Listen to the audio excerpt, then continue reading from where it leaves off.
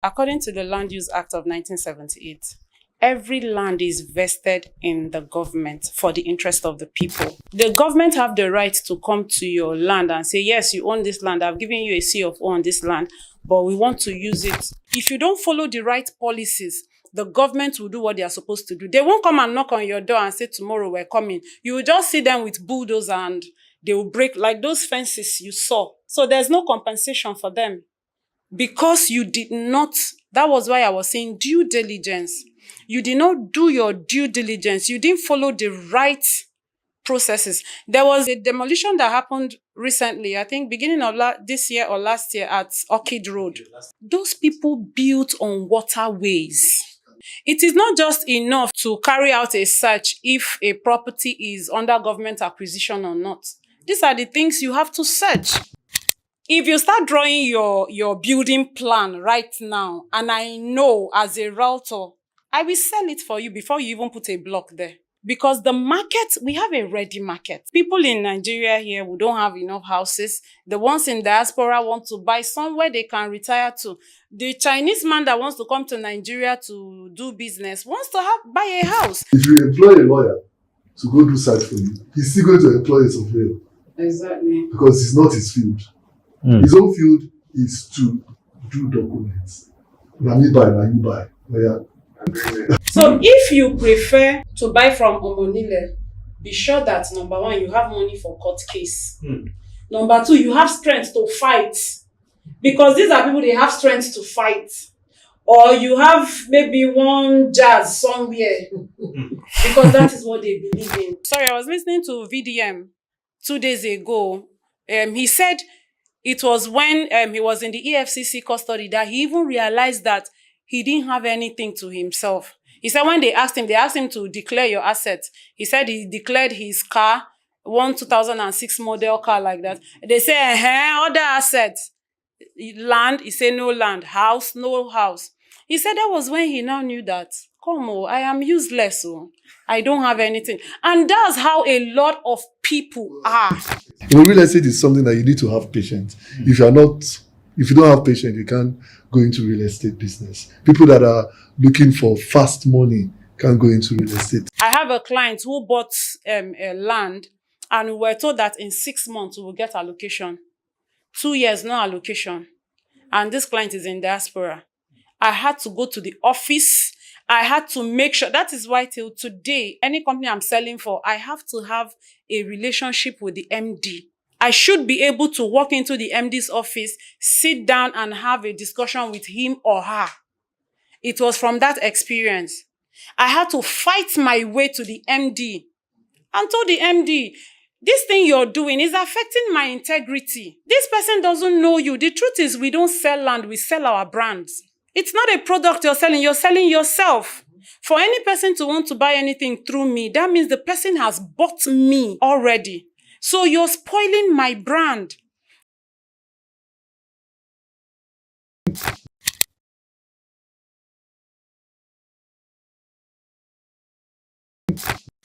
Welcome to Orange Vibes, Business and Lifestyle. I'm your host, Oche Daniel. With me in the studio is my partner, Mr. Onoche Tony. It has been a wonderful time. Section upon section. We have never had a dulling moment in this show. And today is going to be mind-blowing. Mr. Tony, has been everything. For quite a time now, we have had guests upon guests, and every time it's moving from one energy to another energy. I'm telling you, it's been incredible. Like, it's been fantastic, starting for the past 3 weeks now, right? Yeah. We've been getting different kinds of people with different experiences, and our people have been learning. Yeah. The audience out there have been learning a lot, and I'm so happy because we are getting feedback. And here we are for another episode, getting some different set of people with different experience. Okay, so if you're out there, please don't go nowhere. Stay tuned while we watch our new guests unveiling us something powerful and fantastic. Thank you. Okay, today we're going to be talking about something very crucial, something very key. And we have lots of guests in the studio. We have two guests that are going to be pulling this for us. Wow. And before I introduce them, let me just quickly read out the topic we're going to be talking about. We're going to be talking about property valuation and pricing. We're using a case study of Ibeju, Lekki, Lagos, Nigeria. So with us in the studio today is Ambassador Anthony Anayo Emenalom, MD CEO, Tony Connected Properties. He is a real estate consultant. He runs training and media entertainment. Ladies and gentlemen, put your hands together as we welcome Mr. Tony Connected. Woo! My boss. Thank you, sir. Thank you for coming. You're welcome, sir. Okay. We also have a pretty lady in the studio also, in the person of Adeze Ezechukwu, lead sales consultant, Deze Realty. Oh, you're welcome. Thank you. Welcome to Orange Vibe. It's good to have you. Thank you. Mr. Tony Connected, how has been the journey so far? Well, thank you. It's a privilege to be with Orange Vibes. Thank you. And I'm really delighted to be here because I know a lot of youth out there really need to hear this. The real estate industry has been very, very exciting to me. It's like a part of my life right now. And a lot of people do real estate without even knowing it. For example, if you are a tenant, you are doing real estate because you are paying money to someone, and your landlord is also a real estate person without him knowing it. And I want to talk to the youths now. See, you can, start up any business, anything you know how to do more. As in, anything you know how to do. You can just, go into it, go for trainings, okay? Go, if you know someone that has made it in the kind of, maybe what you know, your talents, go close to that person. Know what that person does. Thank God, social media has, a lot of people use social media for different kind of things. So what you do is just go to that person's profile. What does this person do? How does he make his money? You go to his profile, check his status and all that. Then try to mimic him, try and get his number. Call him. I know a lot of people that with their small talents, today they have really, really, really made it in the real estate business. Okay, before now it's a process. Yes, it was, yes. It's exactly. A process and agent. I don't know, how long have you been into the real estate sector? Well, I actually studied arts in school. Okay. And then, just like as I was saying before, a friend of mine needed a house, so I met up with an agent, and I contacted the agent. The agent helped us to get the house. And after everything, the guy said, Tony, send me your account details. So I saw money. I said, wow. So it's not easy, So, and I went to him. I started talking about real estate. I started showing me the ropes and all that. That was about 23 years ago. Wow. Yes, that was about 23 years ago. Wow. And then from there, I now went into school, real estate school, and got certified, and today,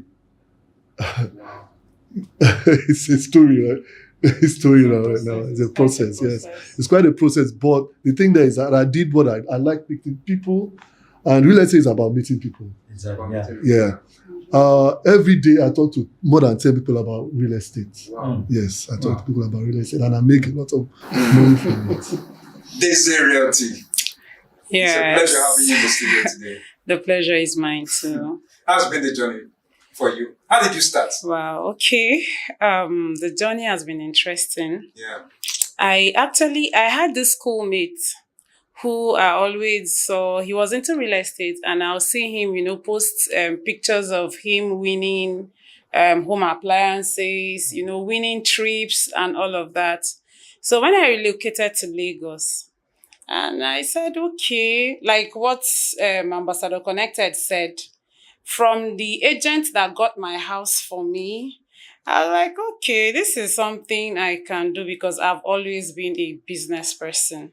So I first started off with fashion designing, and I now reached out to that my friend who was always posting pictures and videos of him winning awards and the rest. I was like, okay, what do you think? Do you think I can do this? He said, Dad, you can do it. I've always known you as a business person from school and all. So I told him, okay, how do I start? He told me, you have to attend trainings. Because previous to that time, I think the only thing I knew in real estate was C of O, which is Certificate of Occupancy. If you even ask me the processes of getting it, I didn't know. So that was in 2018. So I started attending. Then after COVID, by then I had found my ground, but I wasn't making sales. I was just making little things on the side, and I was still doing my fashion business. So I remember early 2021, after COVID, I made my first big commission. Wow. Yes, I remember that day I was in my studio with my workers, and the alert came in and it was a bit below 1 million. And I was like, what? I was shocked because it didn't take me much. I just spoke to a friend and I was documenting my process. I was posting it on Facebook. I've had Facebook for a very long time. So one of my schoolmates saw me. I was like, Dad, this thing, I think you know what you're doing. Somebody wants this and wants that. And that was how I closed that deal. So from that day that I got that commission, I was like, if I can make this type of commission without doing much. To be honest, that day I told my workers, I said, see, everybody should go home. I need to go back to the drawing board, know if I really want to chase this fashion designing stuff, because as at that time, finances was issue for me. Yeah. So there was more work and little finance. So that was how I went back home. I thought about it and I shut down the fashion business and I faced real estate squarely. Like Ambassador Tony said, right now I breathe real estate. It is a lifestyle for me. Yeah, it's a lifestyle. There just has to be. There's no day. My cycle of friends knows. We can't talk. I can't talk 20 minutes. 20 minutes is much without talking about real estate. So that's how my journey has been. And it's been very rewarding. I can Oh say. my God. You deserve an accolade. Thank you. Okay, so this is incredible, honestly, because I'm sure there are some people out there that doesn't even have a job. They don't even have a business to do with what you just said now. Because I know that with zero capital, you can actually begin with real estate. You understand? So people are out there that, yes, zero capital, don't having anything. And The only thing that's is knowledge. just knowledge. Because I've had a lot of people tell me Exactly. they just saw somebody going to somewhere and they say they're making, they just jump. You have to. So they started learning about real estate in the process. Yeah. In the process. You just have to acquire knowledge. It took me more than 2 years. I started training from 2018. Anywhere I hear training, because it's something I don't know anything. I read microbiology in school. So I'm not even an art student. I don't know anything about it. But, with dedication and the passion, because I see people do it. I see young women win cars, the real estate change their life. And I decided, I said I was going to do this thing. So while I was doing my fashion designing on the side, I was going for training. And the moment I decided that, okay, now I can do this thing properly, it didn't take me up to 2 months to make my first sale, which my commission was close to 1 million. Yes. Okay, that means before you started, after you joined the real estate sector, it took you how long did it take you to do your first, to close your first deal? Okay, it took me, I started 2018 and my first major sales, aside, small rents here and there, my first major sale was in 2021. But that was because I wasn't pushing to sell when I started. Yeah. I was pushing to acquire knowledge. Exactly. I was just going to trainings, not talking to people, but I was going to training and then posting it on my social media handles so that the people following me will know that, okay, I am actually into this now. But the moment I felt okay, I was equipped well, and I started prospecting and started marketing. It didn't take me up to 2 months before I closed my first deal. So from that time now up till now, I'm sure you guys have really got a lot of knowledge, so much exactly. So I feel there is this level of professionalism, right? Definitely. Yeah. So I want to ask. It's now a lifestyle. Exactly. It's not a lifestyle, exactly. So with this level of experience, you can now advise. You understand? You can now advise maybe a client or a prospect how that person can invest his or her hard-earned money, right? Yes. So exactly. So now I want to ask this question. Over to you, Ambassador Tony. Okay. Now in 2025, I want to believe that so many investors are very curious in making more money in real estate because of the information you've had in the past. Because there was a lot of turnover as at last year. Okay, people that made a lot of money in the real estate. So it now triple more investors to want to invest in 2025. Okay, so how do you think they can make more money in 2025? Investors. Yeah, How do you think they can make more money, like in the real estate? Yeah, in the real estate industry, it's a lot of people are diving into real estate investing now because it's a very simple way of making money. Okay. You can be a worker. You can be working somewhere and still do real estate. All you need to do is just get a consultant, a trustworthy consultant. Okay? Because over the years, as a realtor, I have built a solid name for myself. Integrity. People give you money, you do the right thing. Not they give you money, you now go and do another thing. Because I've seen some of my colleagues do that. As a friend of mine, he even went to London, got money from a client, bought a house in his name instead of buying the property in the client's name. He bought 2 wings, okay? And they lied to the guy that that money could only get 1 wing. Meanwhile, he bought the 2 wings.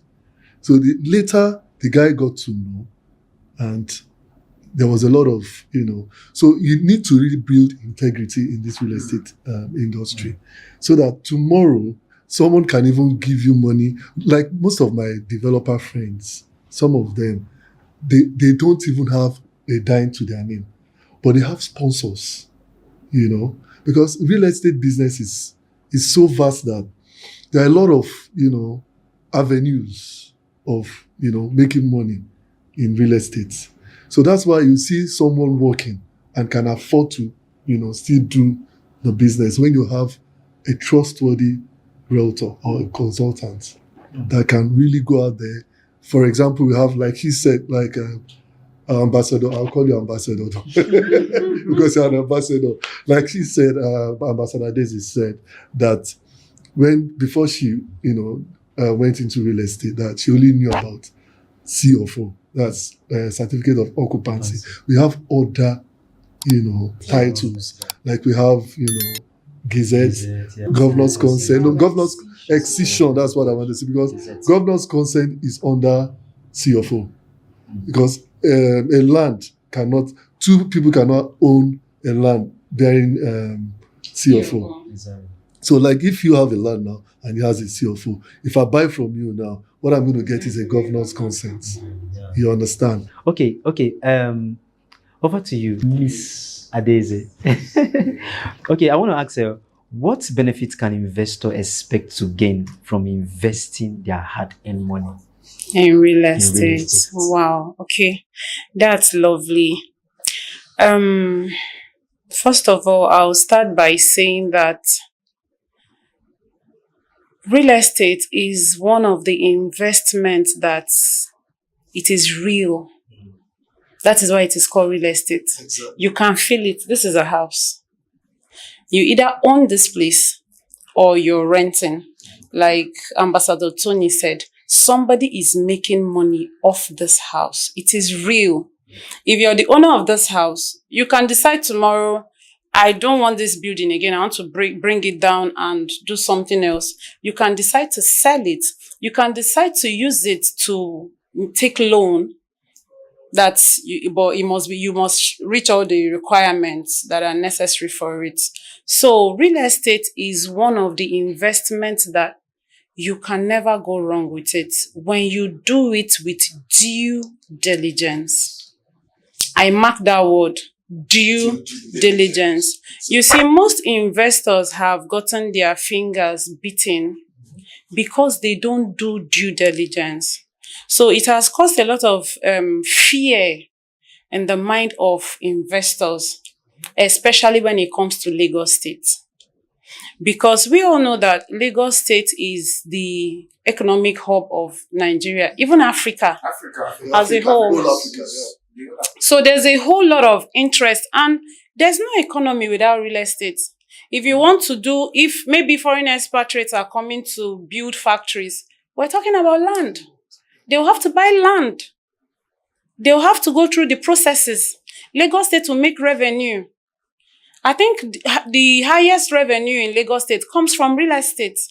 So if investors take their time to do due diligence, as an investor, you don't need to be in a hurry. Once you've decided that I want to invest in real estate and you do it well, you follow the due processes and do it right.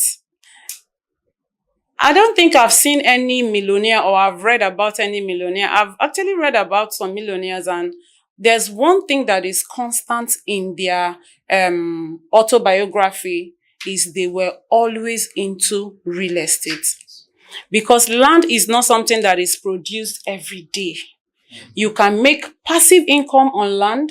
You can make active income on land. Just like the way, let me cite Ibeju Lekki, for example, now. You know that Ibeju Lekki in Lagos State is one of the hottest selling areas now because of the favorable government policies around the free trade zone.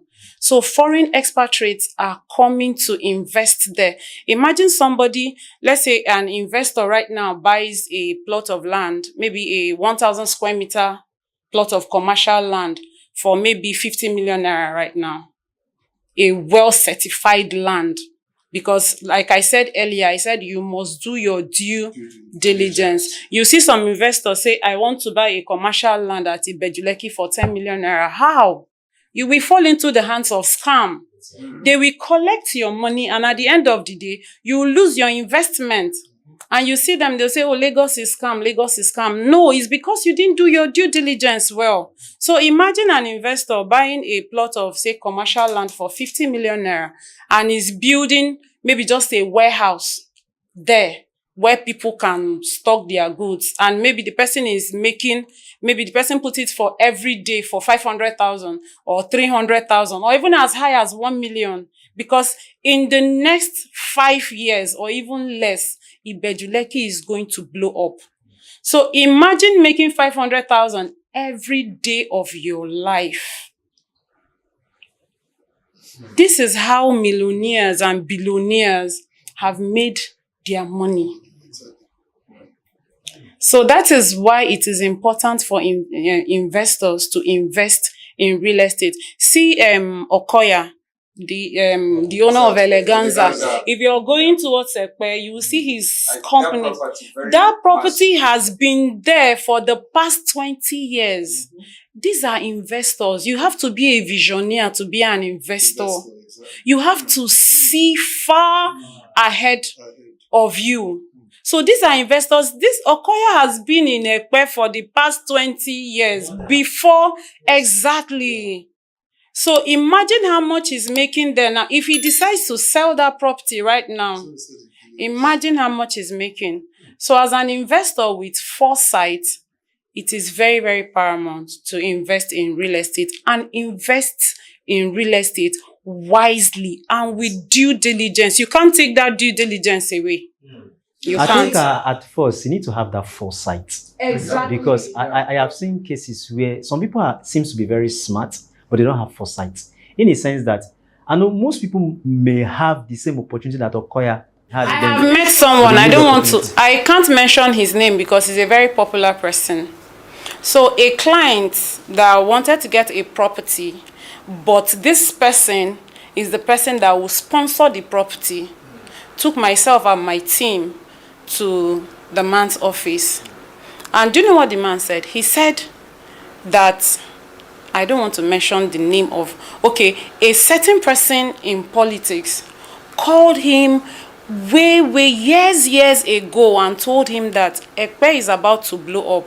This is like 20, 25, 30 years ago. Wow. And told him to indicate interest so that he will be one of the stakeholders from the government office.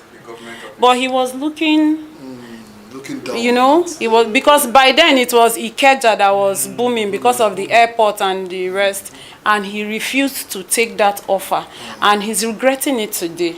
So I was telling him, sir, it's still not late because Ekpe is not entirely sold out. He said no. With the level he is, he doesn't buy from, he wouldn't have bought from individuals or from company. He would have been allocated from Lagos State government. But because he didn't take it serious. So that's why I'm validating what you said, because a rugged investor, one of the qualities of a rugged investor, if I meet an investor, I listen to the way you talk. Exactly. If you're futuristic, yes. There are I've taken a client for inspection, and the place we couldn't cross, like the road was very bad that we couldn't cross. He came down and he was encouraging me. He said, no, don't worry about what you're seeing now. We're looking at 5 years to come, 10 years to come. And in my mind, I was so happy because I knew I had gotten a rugged investor. So like you said, an investor have to have foresight. You have to see beyond now. Because the truth is, it is when the place is underdeveloped, when it's not developed, that's when you buy the cheapest. Exactly. Yes, that's when you buy the cheapest. I was listening to Dr. Emmanuel Olumide the other day, and he was saying that there are properties, there are land that he bought as low as 50,000 20 years ago. Now he can sell one of those plots of land for 10 million naira. Exactly. He was talking about how much he has on ground. So an investor have to, be futuristic. If you're able to see the future with what is happening now, especially with the kind of development that is going around there, because the truth is, it is the infrastructural and economical development of an area that actually, determines how fast the development of that area will come, and then the development in turn will determine the pricing of the value of the properties, or the appreciation value or level of the properties around there. So okay, so that's a good pointer. She really hit some. Exactly. Yeah. Talking about rugged investors, you need to be rugged to invest, because definitely sometimes you look at some things you might not. Exactly. Yeah. So my next question, though I'm pushing this question for both of them. Yeah. Does Lagos currently face a housing deficit with demand for housing far exceeding the available supply? Okay, the answer is yes, with a capital Y. Yes, because of the population of Lagos. Lagos is one of the most populated city, if not the most populated city in the whole of Nigeria and Africa. So the demand for housing, we both know that the basic amenities, we have food, we have shelter, we have other things, but shelter is one of the most in high demand amenity in Lagos. Okay, let me give you an instance. A real estate company recently sold out 288 units of bungalows in 18 days. Less than 1 month. 1 week. Yes, well, because I had a client that wanted to buy 5 units. So that tells you how the housing deficit is in Lagos. It is in Lagos State you find up to 10 people in one apartment. Some people rent shared a duplex and rent it out, re-rent it. Like I rent a maybe 3-bedroom duplex, then I rent one room in that duplex for 2.5 million and like that. And that is why in Lagos State, it's very difficult for you to see either a landlord or an agent who is, should I say, considerate. Where I had my fashion studio before I left, it was just like 3 coaches of blocks that was there, and I think it's a norm in Lagos. And I was directed to go to the landlord, the landlady. I met her. I said, okay, you want to build a shop here, but it's 3 coaches. Let me pay. I paid ahead. I paid for 2 years ahead, and I gave her some months to build the shop. And after building the studio, when I started, after a year, she came to meet me and said she's increasing. Yes. So my 2 years was not even, yes. Before, miraculously, I made my sale and I decided to leave the place. So why is that so? It is so because of the rising population in Lagos. People are coming in from the diaspora and they want to settle in Lagos. Because of the crisis in the north, people are moving from the north and even from the east, and everybody is coming to Lagos. We know this Nollywood movies where somebody comes from the village to Lagos with Ghana Must Go, and after 6 months he's coming back with a big car and has built a house. So these things are in people's head. It's already a mindset that they're yes. It's So already a mindset. yes, that is why. So that is why there's overpopulation in Lagos, and because of that overpopulation, the need for housing is on the rise. So that is why recently I was in a conference where we're actually trying to see if we can partner with the government to build 1,000 units of housing in, I think, Nigeria generally, but starting with Lagos State. Yes. So I think that is where this particular company that sold out 288 units in less than a month, their plan is 2,000 units. And they just tested it with 288 units of bungalows sold for 57 million without solar and 65 million with solar. And it's sold out in less than a month. So yes, there's housing deficits in Lagos. Looking at the demand is way higher than the supply. So there's market for more developers to come in. Looking at my neighborhood, there were several buildings that some of those landlords they started before, as you said, before it was completed. People has already started. And that's the trend. That's the trend. That's what they call. That's the trend. Yes. Exactly. And a lot of clients, a lot of investors are going into what we call off-plan building right now. Yes. And you find out that before, I have a developer right now. Once you see him doing foundation, sold out. Exactly. Sold out. People are really going into off-plan, and that you make more money from off-plan in the sense that. Let's say an off-plan is a 2-bedroom flat or a 2-bedroom apartment or a terrace. Maybe they are doing like 40 million. Before you get to, within 6 months, I'll tell you, that 40 million naira house would have gotten to like 60 million. That's true. Yeah, like last year, a client of mine, got an off-plan instrumental payment. And before he finished paying, he started with 40 million. Before he finished paying, that same house was like 60 million. Yes. So that's another avenue of real estate. Off-plan payment profits people more. Yes. Because I've seen scenarios whereby developers get to say, okay, if you are paying off-plan, you are paying so and so amount. Exactly. And if you're waiting for us to finish the project, it's gonna double. And a lot of people have really benefited from that. Definitely. Yeah. Some key into it. After payment, Once they give them the key, they sell. They Yeah. go for another off plan. So people, there are some people they don't want to wait. They don't want to wait. They don't have that patience. Real estate is something that you need to have patience. If you don't have patience, you can't go into real estate business. People that are looking for fast money can't go into real estate investment. Exactly. It's not a Ponzi scheme. It's not a Ponzi Exactly. scheme. Yes. Yes.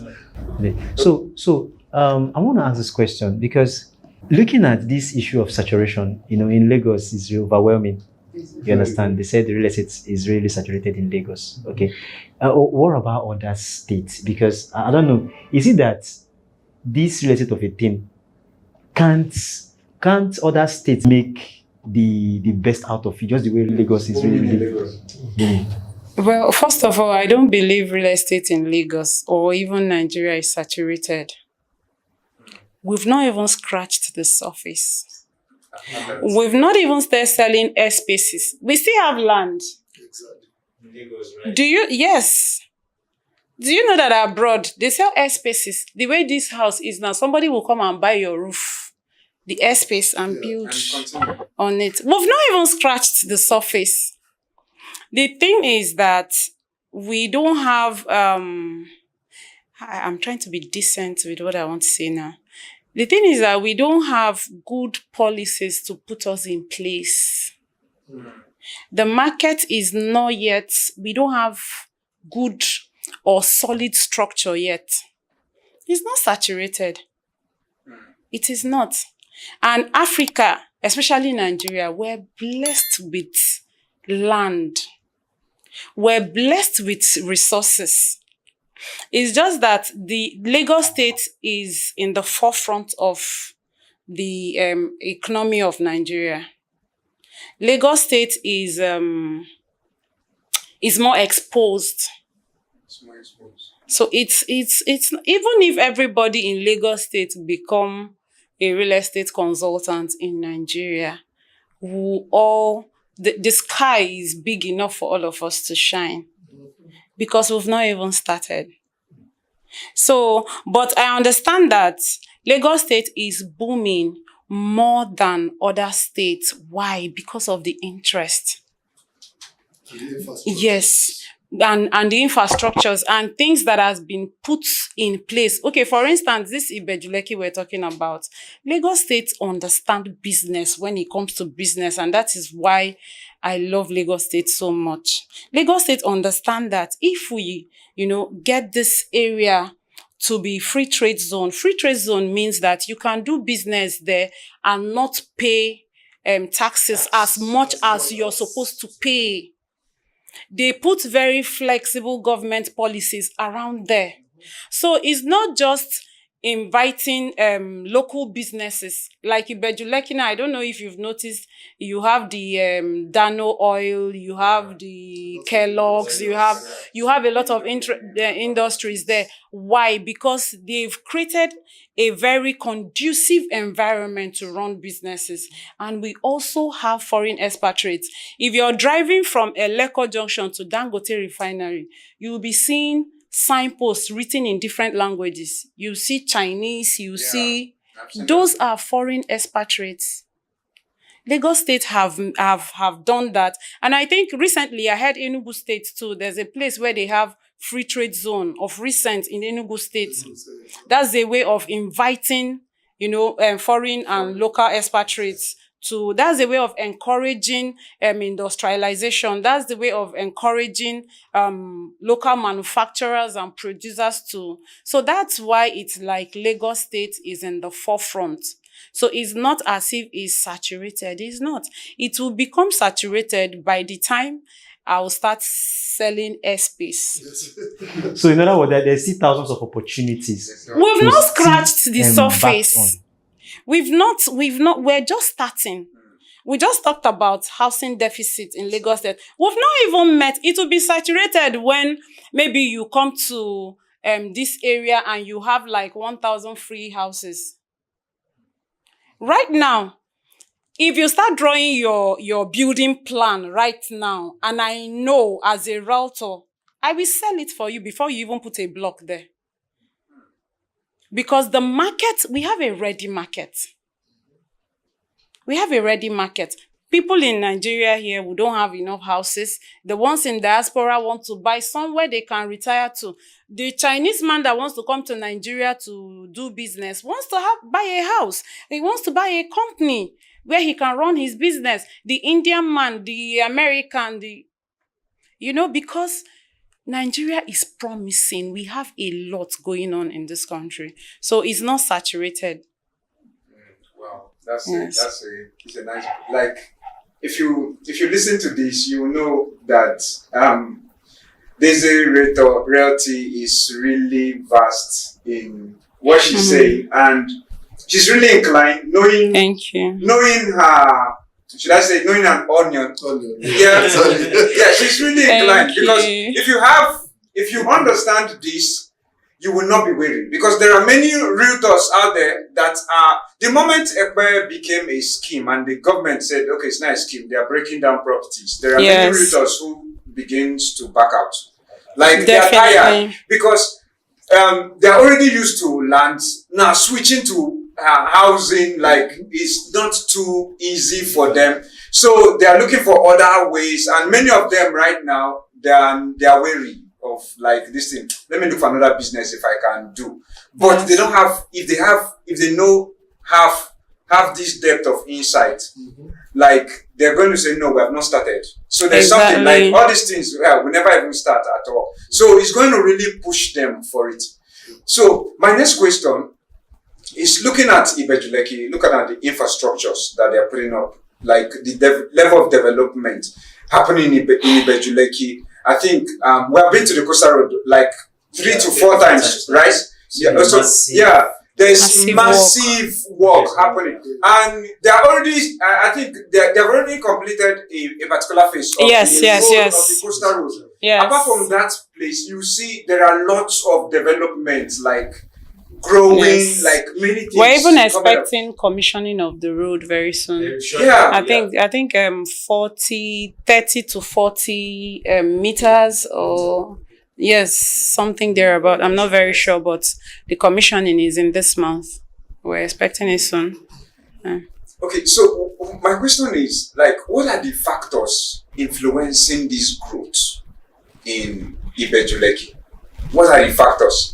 I wanted to say 3 factors, but I don't want to put a number to it, because I know there are multiple factors. A lot of factors. Yeah, there are multiple factors. Some of the factors are the infrastructures, like we said earlier on, the international airports, Dangote refineries, Dano, like she mentioned. And then you see this coastal road. It's coming from VI straight to Calabar. And going straight to Calabar means that it's going to pass through a lot of states. Connectivity. Accessibility. So this traffic of a thing is going to go less, and then I believe that this air traveling too, will minimize. I think things will start going down, especially on transportation. And it will be easy. So if you are staying in Calabar, you want to come to Lagos and go back to Calabar, it'll be possible. You understand? It will be possible, because there's going to be a railroad as well, a train road. Yeah, the light train. It's going to be there. So that's why a lot of people, a lot of investors are coming here now because of these infrastructures coming up. So was that the reason why they are inflating prices in most of those properties around there? No, it's not inflating. Well, you see, the inflation is not to do with the infrastructure. It's got to do with what's happening here in Nigeria right now. Not only in Lagos, it's everywhere. The dollar, things are going up. So, and so many, Okay, because I feel since development is springing up over there, I just feel that most families, you understand, developers are taking advantage of it because of the massive development going on over there. So I feel, I feel they are overemphasizing adding extraordinary prices to most of these properties. For example, now properties that would have worth the sum of, let's say, 40 million naira or 30 million, but because they discovered that the road is going on, other development is going on, I want to spring it up to like 80 million, which I feel it's being overpriced. That's the point I'm trying to say. Don't you think it's what do you have to say about that? Okay, let me come in there. First of all, there are there are a lot of policies that have changed in Lagos State in the past 1 years, especially since last year. Now, are you aware that especially Ibeju Lekki, where you know that the government interest is very high, all the lands facing the express, it doesn't matter. You know that according to the Land Use Act of 1978, which states that all lands in Nigeria is vested in the hands of the government, but for the interest of the people. This means, in a layman's term, it means that the land, even though it's your land, it's your father's land, or you bought it, did your CFO, or whatever title you did on that land, the government have the right to take that land from you once they want to use it for something that will profit the citizens of that land or the occupants of that community. Now, why I'm bringing in this is because of what you said because of Ibeju Lekki. Now, from last year to early of this year, there was a new policy that the Lagos State government is now coming up with schemes at Ibeju Lekki. If you notice, even Ekpe, that was why from last year, towards the end of last year, we were advised to slow down on the sales or even stop selling because the government want to do schemes. Now, coming to Ibeju Lekki, government is doing schemes, and also most lands facing the express is now in the hands of the government. So most of these developers don't go to buy from the family as they used to before. You buy from the family, pay a certain amount of money, then go to the government and do your documentation and start selling. That way it's cheaper. Now you're buying directly from the government. So the government is giving you allocation. And because of that, it's more expensive. Imagine you're buying land now. You go to Lagos State government, the Bureau of Lands, and say, okay, I want this particular land in this particular place. You sit with the government. Government tells you, okay, because of this development that is coming here, because of this infrastructure, you're buying it. Developers are paying in billions to buy this property. And again, you cannot buy land from the government and not perfect the title. It's not possible. The government that sold that land to you will take it back from you, or they will even refuse you the land. They won't sell the land to you. That's why you see government allocated C of O. So as you're paying for the land, you're paying for your documentation. So imagine a developer is buying a land that formerly he will buy for 5 million, and he's now buying a 30 million, 40 million per plot. And if, for instance, you buy 1,000 plots, it is from that 1,000 plots that you create out access road. The government will not say, okay, you're buying 1,000 plots, take this extra 5 plots for access road.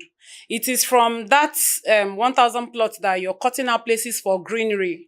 If it's a residential, do you understand? Your gatehouse, all those things. So that is why the prices of land in these prime locations are shooting up high. Most of them, let me not say all, most of them are not overpriced. It's just because the norm has changed. Formerly, you hardly see government allocation. You hardly see government scheme. The usual way is either this commercial property or this residential property. But now, most lands in Ibeju Lekki now, I am advising investors, maybe first-time buyers, please, once you're investing in Ibeju Lekki right now, please go for government schemes or government allocated properties. That way, you're in partnership with Lagos State government. So in other words, it is advisable to get property from the government directly than meeting a town or family currently. Definitely. Especially, safer. Yes, it's safer, especially areas like Ibeju Lekki where there is high government interest. It is safer that way because The government knows where they've acquired. Government knows the property that is free.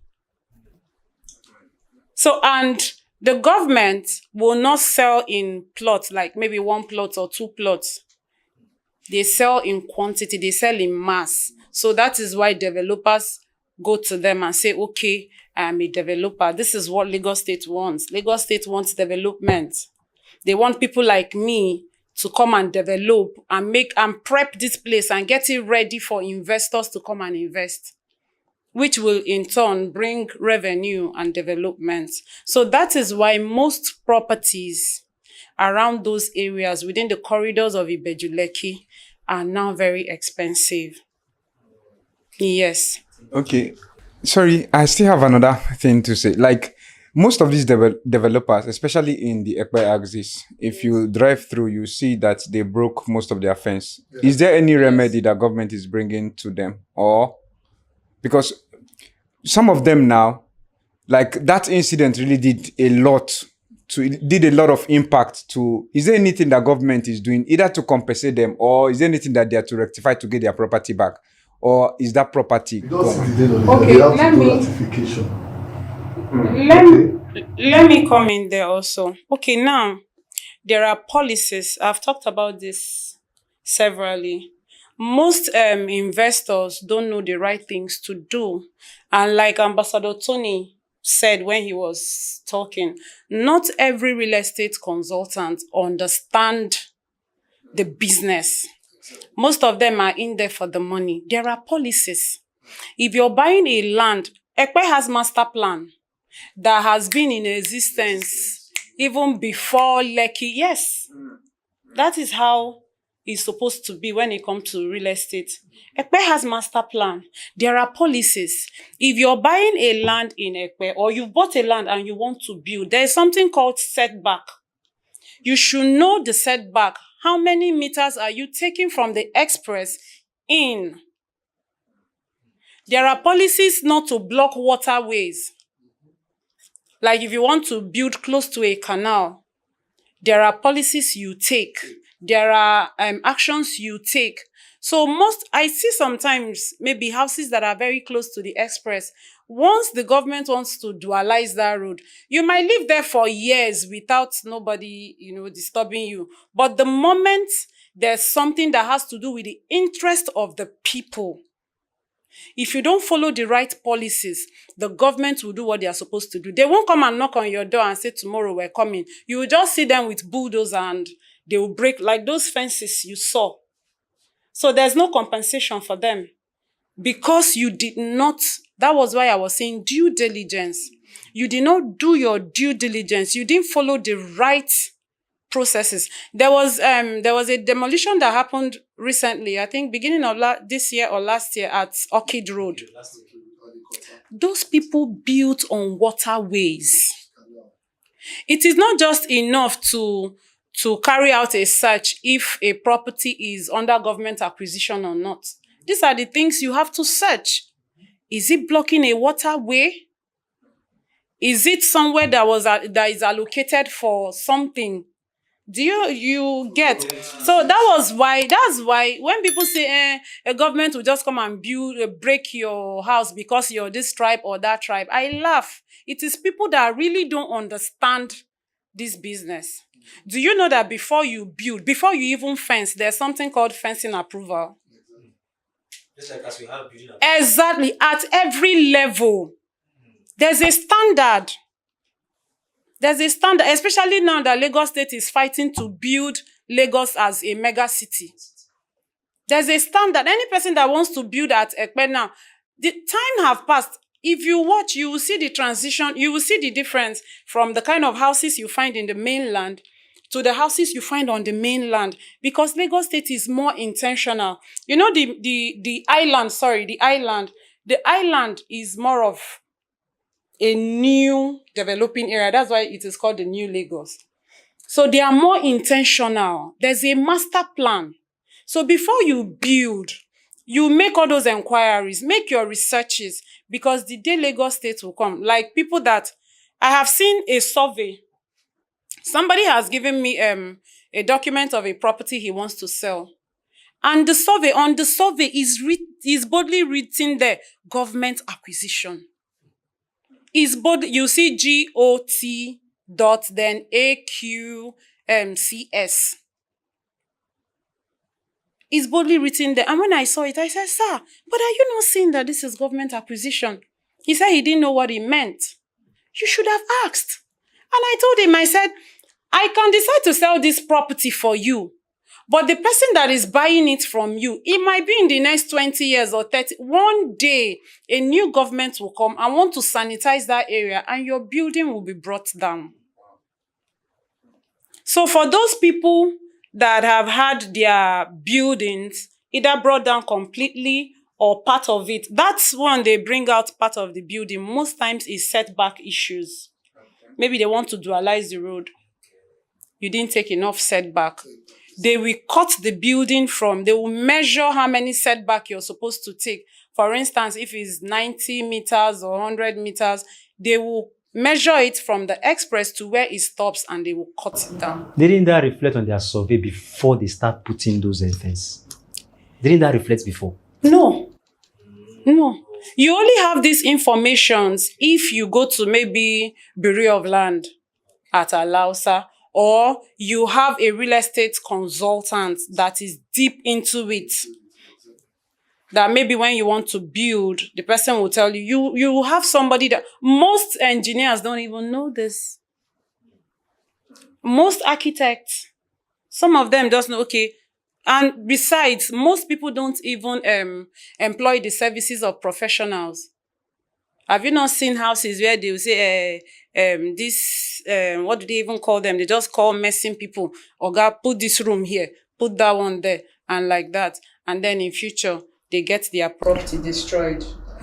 Lagos State will never just come and bring down your buildings because you're one tribe or because you're one religion. I hear that a lot, but from my experience in this business, it is not true.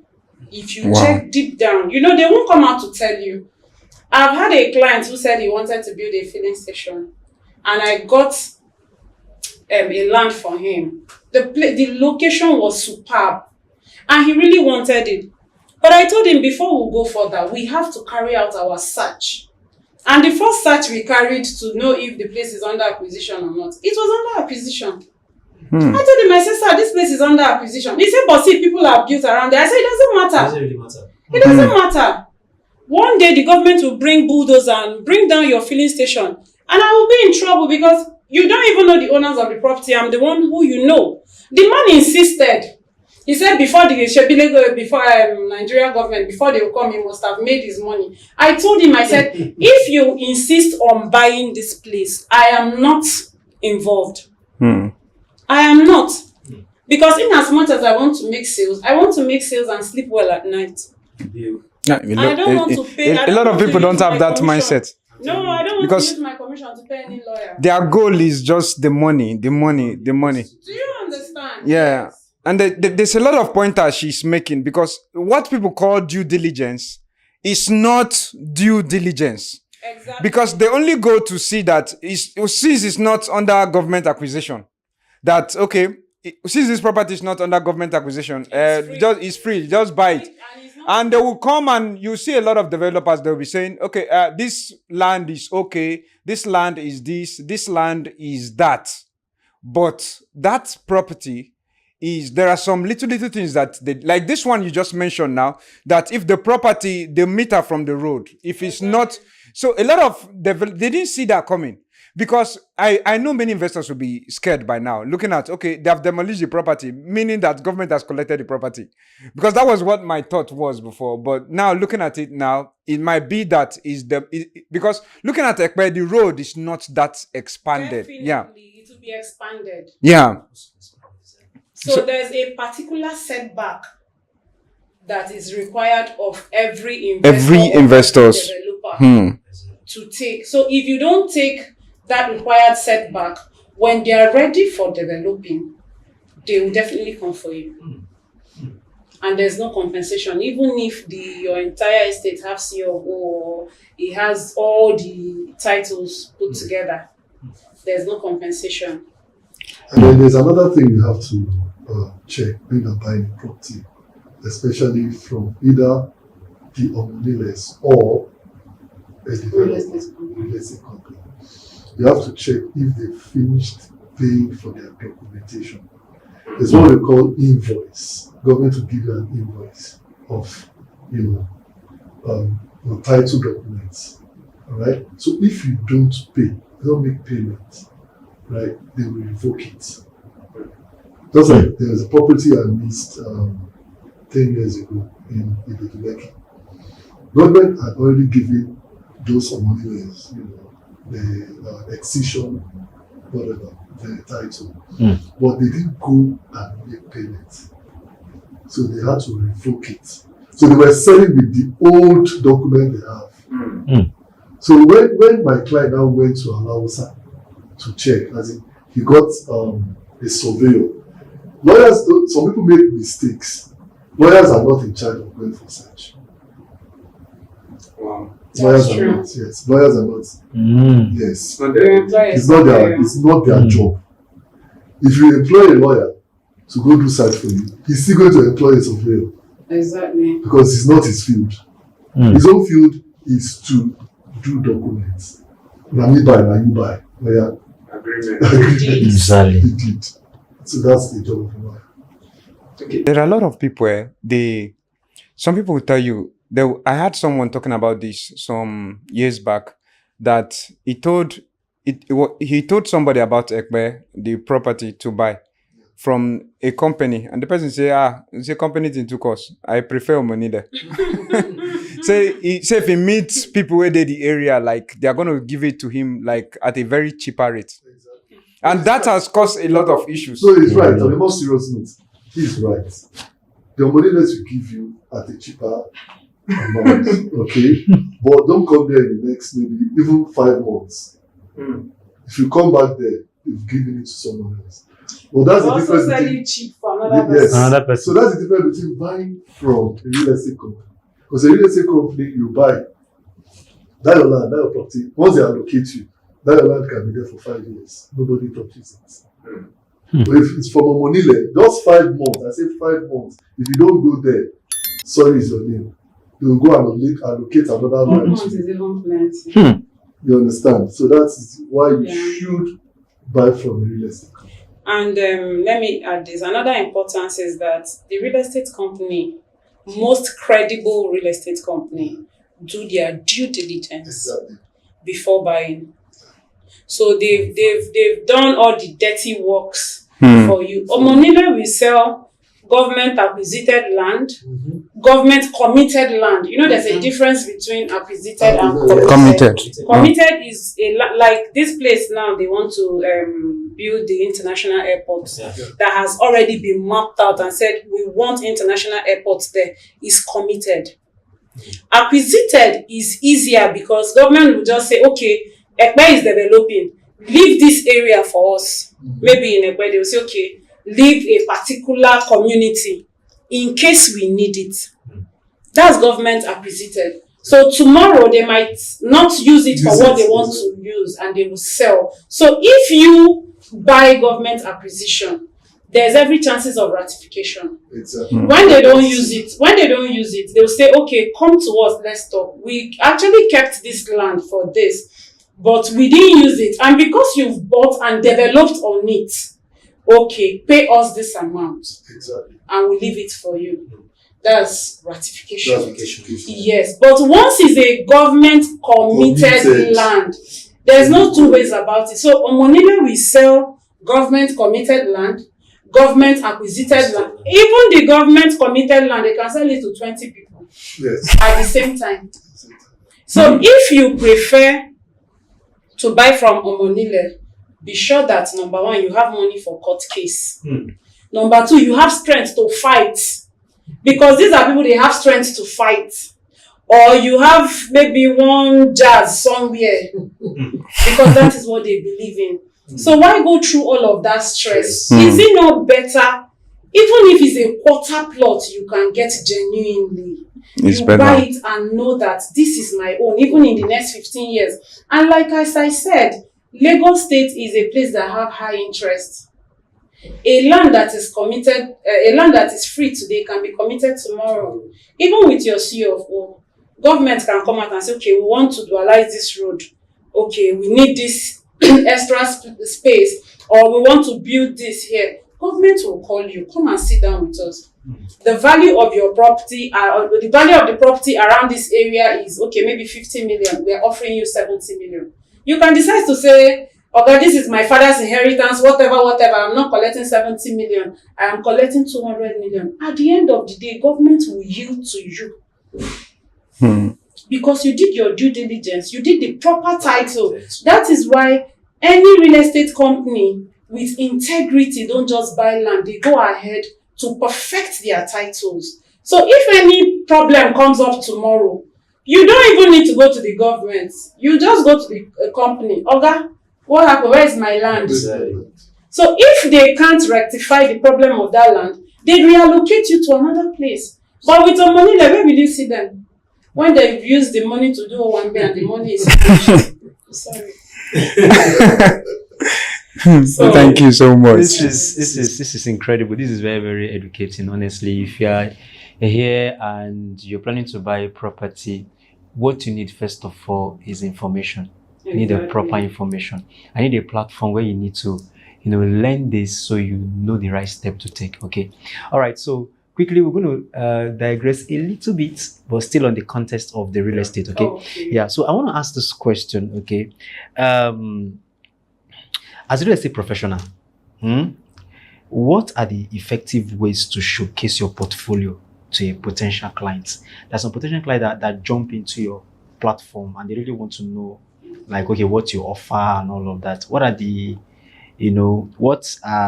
effective ways to showcase your portfolio? Do you have like a direct price, or you have different packages, so you have different prices for each of your properties, or how are you going to before you go into pricing or whatever, we need to know first the location of your interests, where you want to buy. All right, and then the second thing is, because there are some clients or some investors that are not even in Nigeria. So I think the second thing is to do a video, do a physical video, not just a video that you got from social media. So I think video making, you have to go and make your videos. It's going to be part of your portfolio, one of your portfolios you need to have as a realtor. Then you can also do a video call with the client while you are on the land or on the house and show him, okay, this is what you are buying. You get, and the rest is history. Then you now talk about the price, how much it's going for. And then if the client doesn't really want to pay that amount, you take him to another cheaper place for him or her to see. Okay. Yes. Because I've sold properties without even the clients coming to see the place. I just show them a video of me being there. Or a video of, the house or something.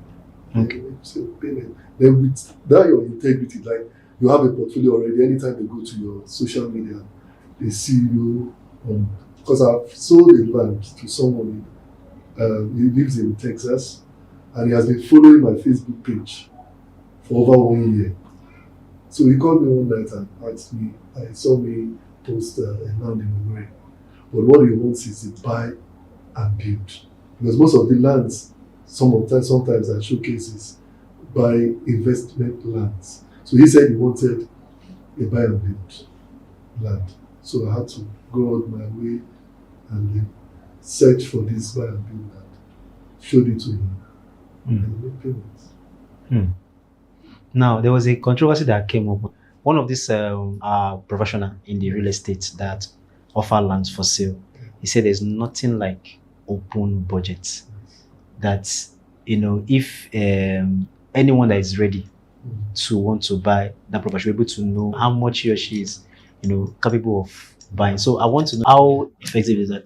Yes, like I told you, I've been into this industry for a long time, years and all that. And I've met clients that they even tell you their budget is so and so. And at the end of the day, nothing. They will not even buy. You understand? And I've seen clients that they will tell you, that they have open budget. Reason is because, for example, now the client stays in the mainland and he wants to buy a property here. He doesn't know how much they are selling a property in Awaya, for example. He doesn't know. So by the time he tells you his budget is 40 million naira, and what they are selling in Awaya is 30 million naira, some agents will take advantage of him and tell you that land is 40 million naira. So sometimes some of them will tell you it's open budget. They don't know how much. So if a client tells you, okay, even in Festac, I've sold a property to a client in Festac. It was my direct brief. I was working with the owner. The owner doesn't even know how much it sells. You understand? He was asking me. I've seen a case whereby someone will just walk into my office and start asking me, please, I want to buy a 2-bedroom. I don't know how much they sell.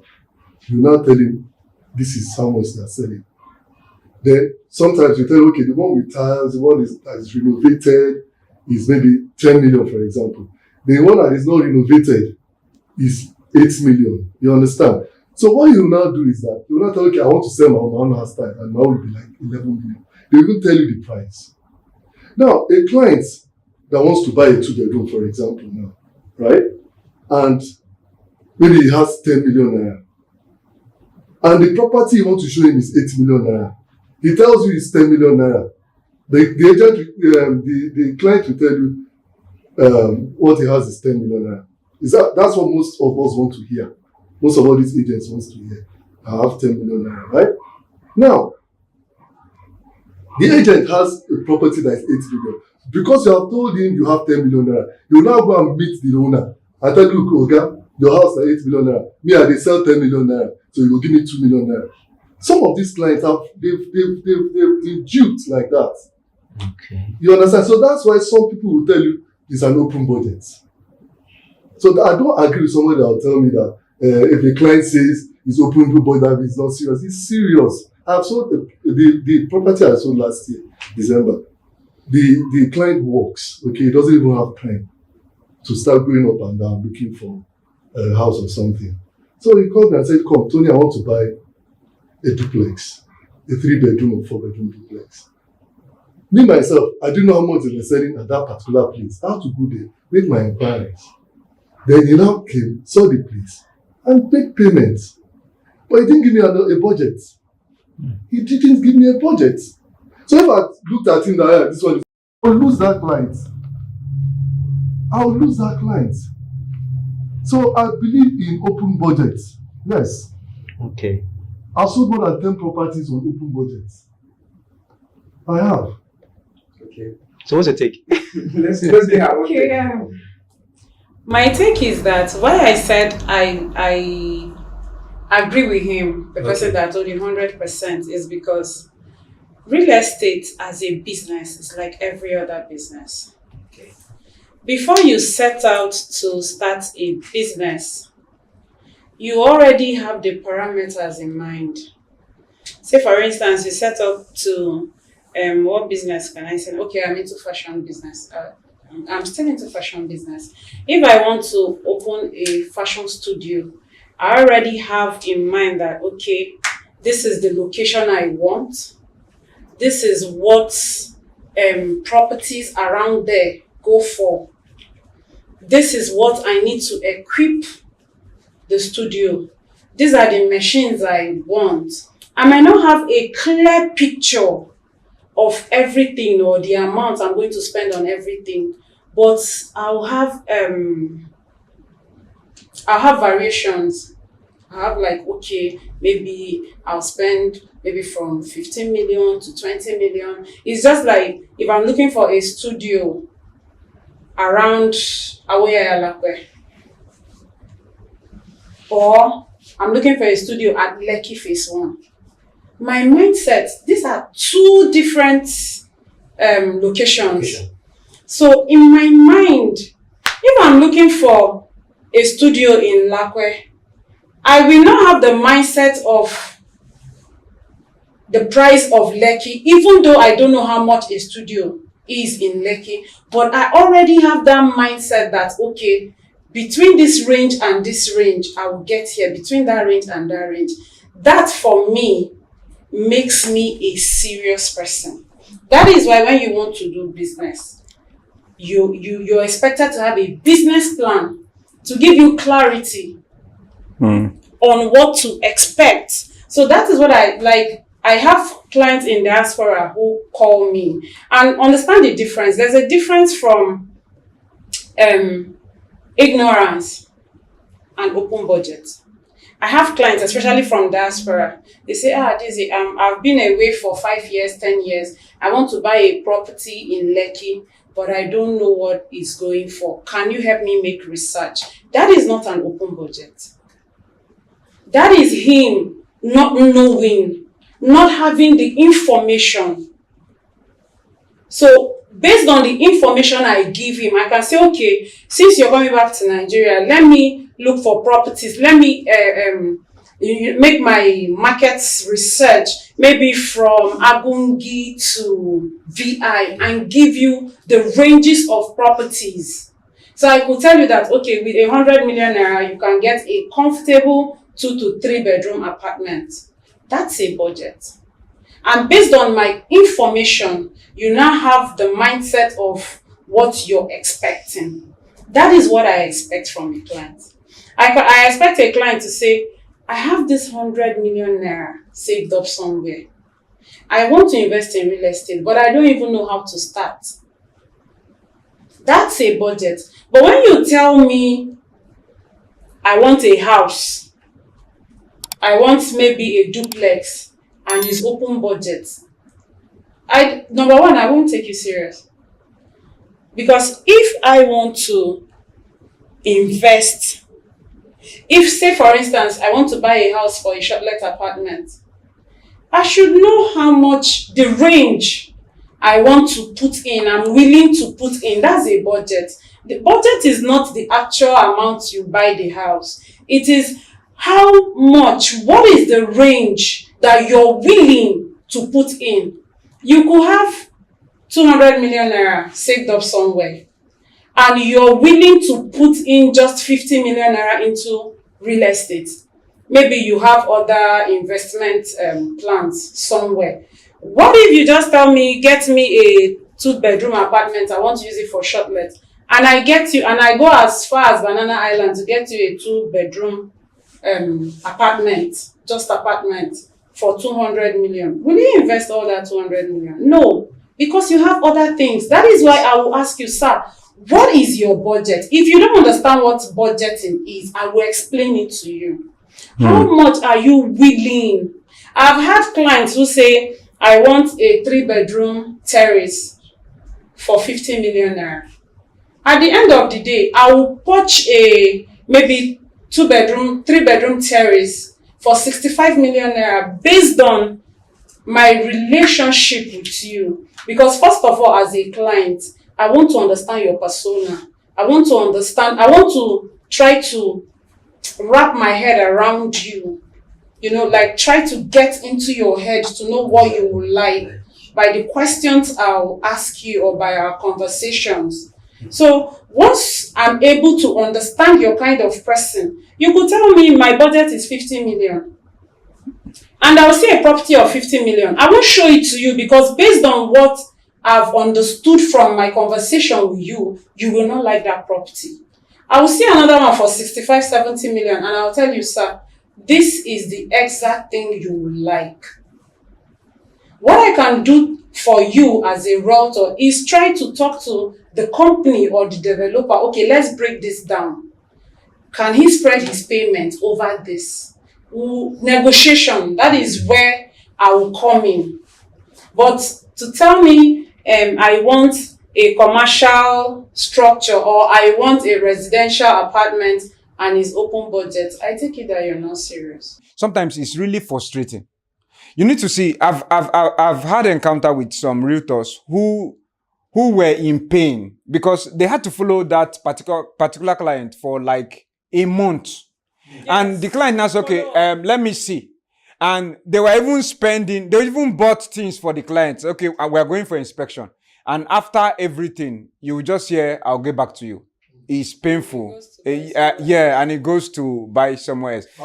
I was in a conference with JCI, and somebody was sharing the encounter that she had from a client. She said that this client, she has been following this client for like 2 months. The client said that from abroad that, okay, I need so and so property. She went all her way and was able to secure that particular property. She showed it to this person, and the person loved the property, the location, and everything. After, she said she really spent a lot, like for her to have access to that particular property. She was even paying, going to inspect the property to make videos. She said she was spending inspection fee, like paying people there just to, and after everything, the client already gave her this same narrative that is an open budget. Oh, just get me. The client now told her, I love the property. After everything she said, the client now said, okay, I'll get back to you. After some time, she tried to follow up. The client said, okay, I have a cousin who is also into real estate. So what the client now did was, she now sent that information she got from this lady to that cousin, and that one now went ahead and cleared everything for her. So it was really painful. So in issues like this, is looking at it like, sometimes most realtors are frustrated. That's why they will come out and say, we don't believe in open budget. Tell us the amount, because you must know the amount you want to spend on that property. For me, it's not even a matter of experience or frustration. I see it. You can't be business minded and you just want to do things anyhow. If you reach out to me as a client, once you tell me it's an open budget, I see you as you're not a serious person. You cannot, because yes, that's my belief. It's based on different experience. Yes, no, it's not even an experience. If I want to start a business, deep in my mind, I know how much I have. I should have a mindset. I should have an idea of how even Dangote will not come out and say open budget. He's a business. It's all about, for me, clients. I am not an agent. I'm a professional real estate consultant. It's more of relationship for me. If you're my client, you will never feel that I am after my commission. You will never feel that atmosphere around you. If you're my client, what you will feel is, I want to help you solve a problem. So I'm big on mindset. I cannot, for instance, I want to buy a shoe. I decide that, okay, I'm going to the market to buy a shoe. I cannot just have open mind that there are designer shoes that are going for $1,000. If you leave me, I want to wear that designer shoe. But I can't afford it at that moment. So if I'm going to the market to buy a shoe, I have a range in mind that, okay, I'm going to buy a shoe of maybe from 30,000 to 50,000 naira. If I go to the market and see something of maybe 55, it's still around my budget. I can afford it. But I can't just say, I'm going to maybe a Kota shopping complex. Let me go and buy shoe. And I enter a designer shop. And I'm seeing shoes of 500,000, 300,000, 1 million, 1 point. It's a waste of time. If I enter there, I will stress the sales girl who is there, who is like me, who is a real estate consultant. So I don't want you to stress me. I don't want you to waste my time. I profile you. If you're my client, the moment I get your contact, I search for you everywhere. I profile you. I try to know, how is your nightlife like? What do you like? What do you not like? Are you a family person? I try to understand how you think, because that is the only way I can bring the properties. There are properties that are for luxury. If I profile you and I see that you're somebody, you have the money, but you like a low life. I've had a client like that. He has this money, but he told me, Adize, what is the point? If I buy all these properties, tomorrow my children will start fighting each other. Okay, imagine the client is giving me open budget and I'm bringing luxurious properties to him with this kind of mindset.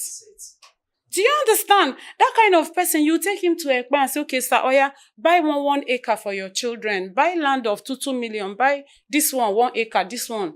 That way, they will not fight.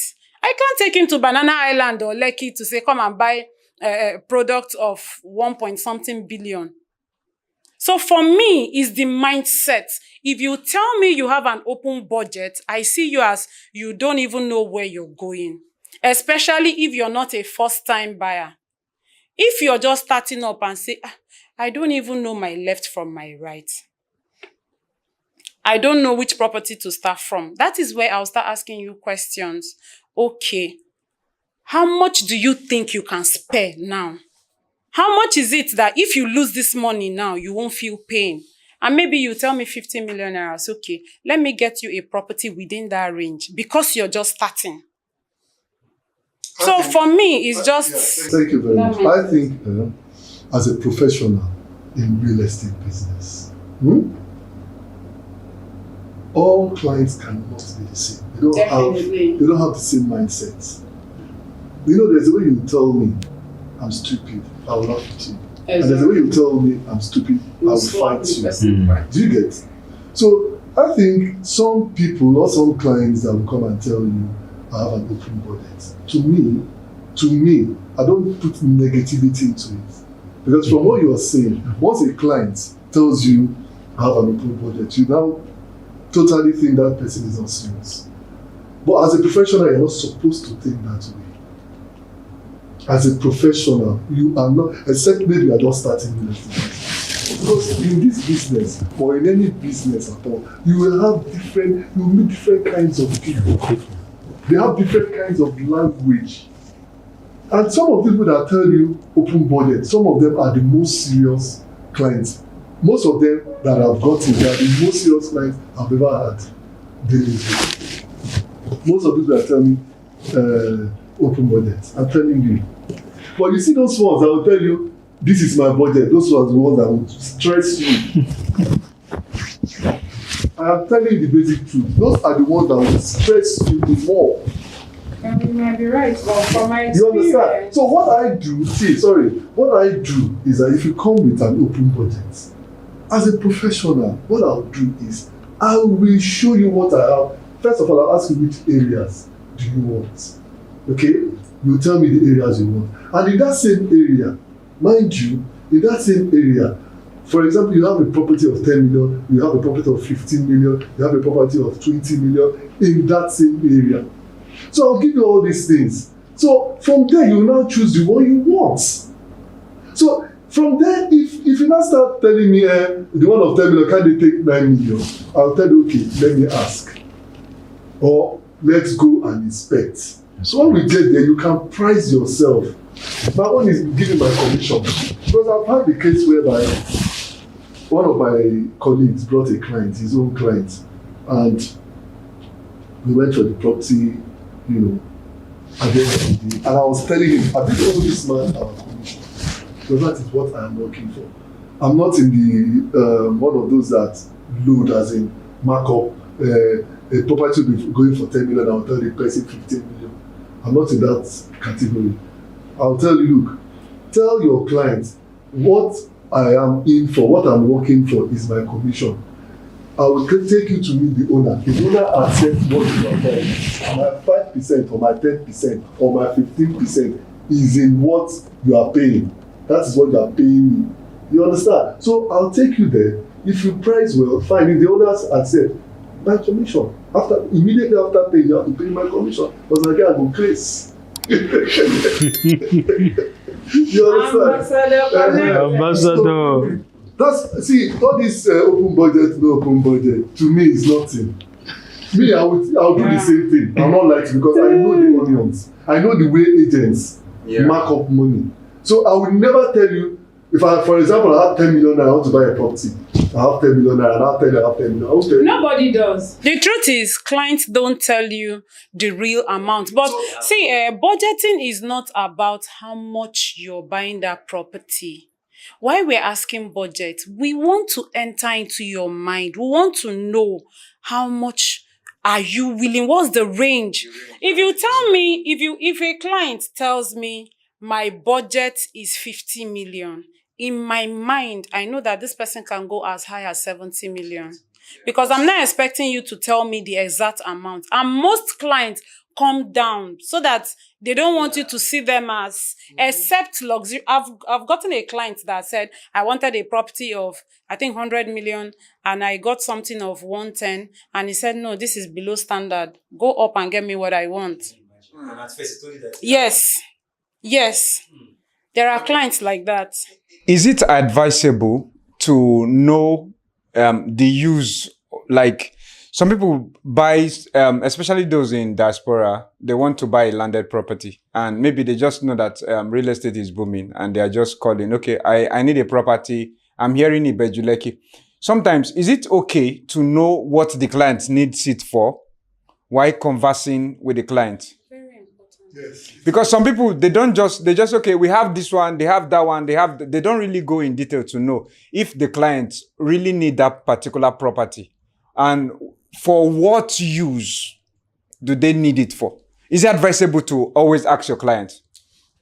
Yes, it is very, very advisable to ask your client what the use of the property is for. First of all, you need to make friends with your clients. And making friends with your clients will make you know the kind of person he is or she is and what her likes or his likes are. Then some people want to buy a property for, land investment or house investment. They buy a property now, they wait for like 2-3 years and they resell.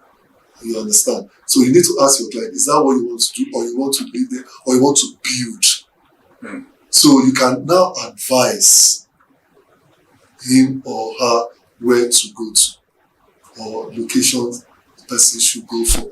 So it's very important to ask. Thank you. Okay, let me cite. Let Let me cite a case that I witnessed not long ago.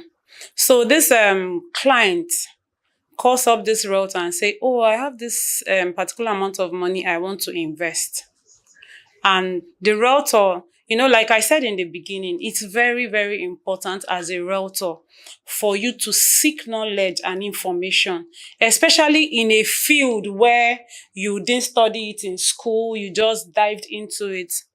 And this realtor takes the client is actually in diaspora, and this realtor helps the client to buy a parcel of land at Epe.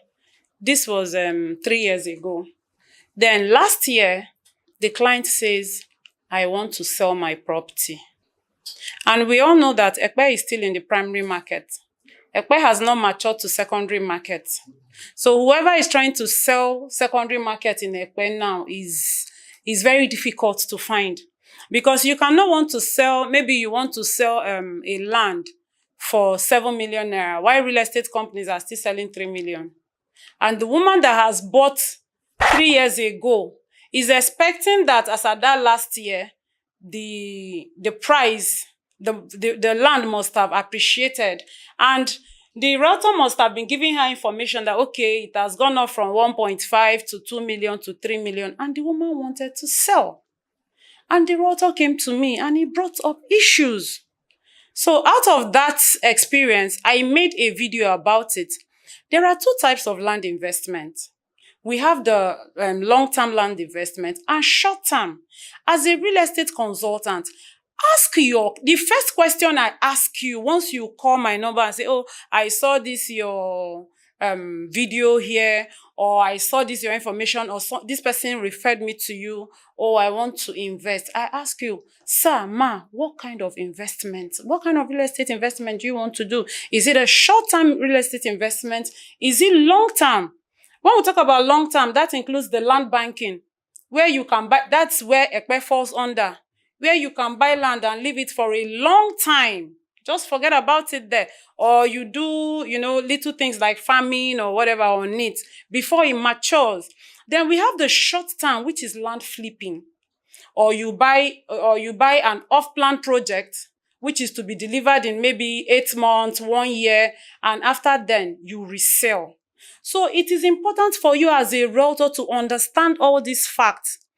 And investors, especially first-time investors, see, most lands that have sold, most land houses that have sold to people are people that they don't even know that they need this investment. I am the one as a real estate consultant that brings it like in their forefront, in their faces. I spark up something in their mind to make them to make them see the need.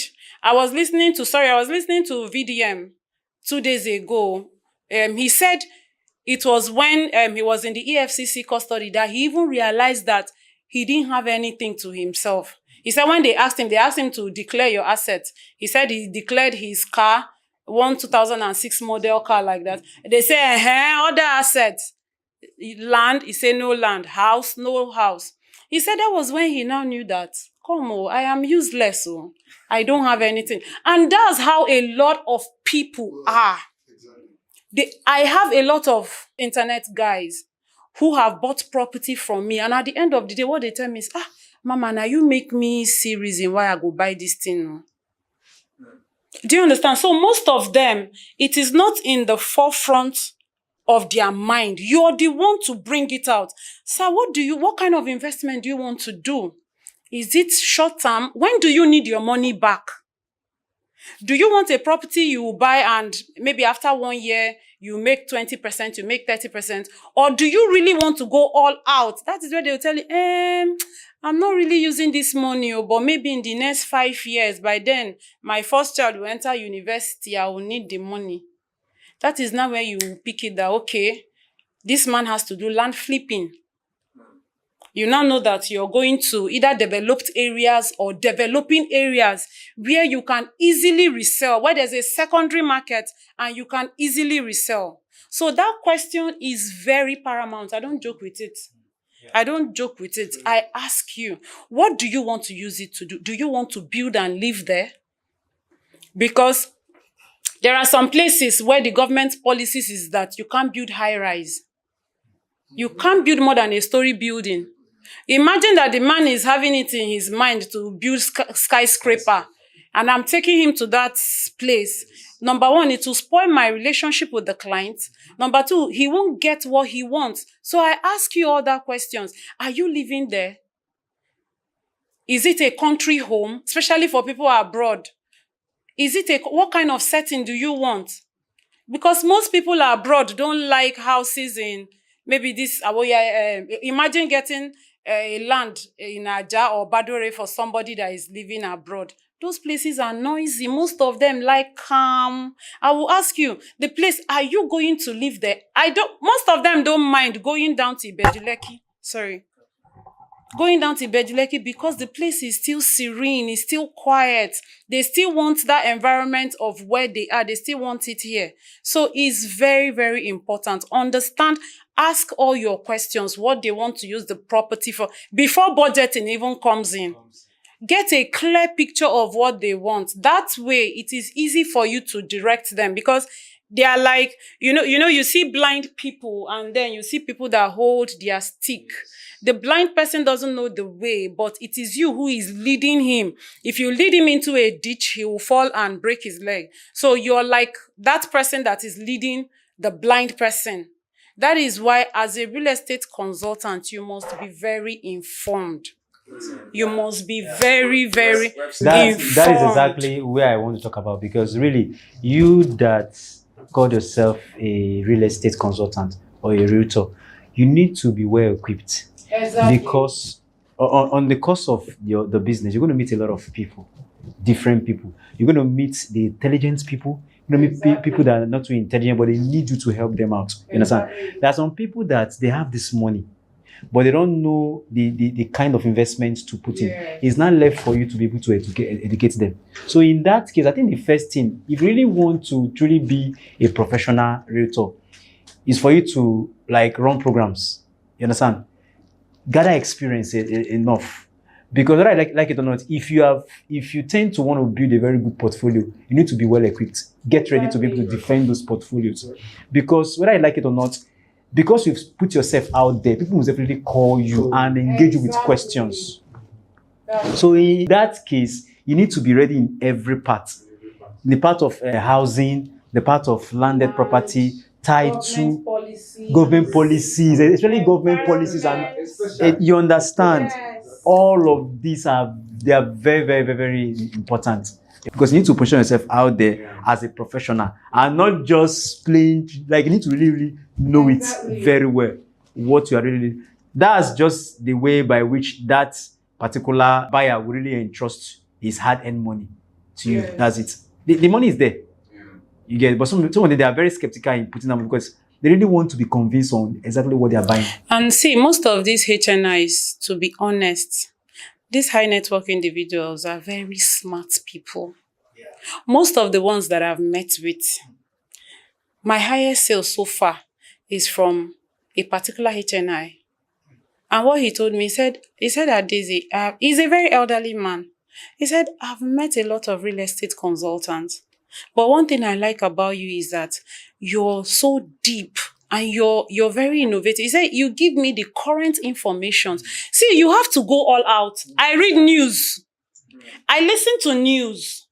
You have to know what is happening in Nigerian economy. You have to know what is happening in real estate in the US. Because they will ask you questions.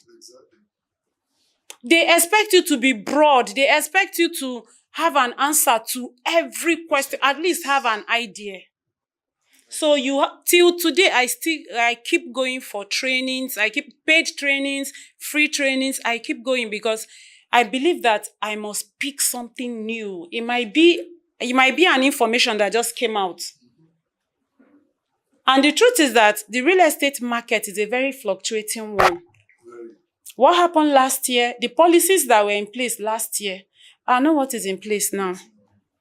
The ones that were there 2 years ago. So if you're relying on what you know last year to carry you to this year, it's not possible. So you have to be on your feet. You have to know what is happening. Somebody just called me last night and said, give me the update on the international airport, the Lekki International Airport. What is happening?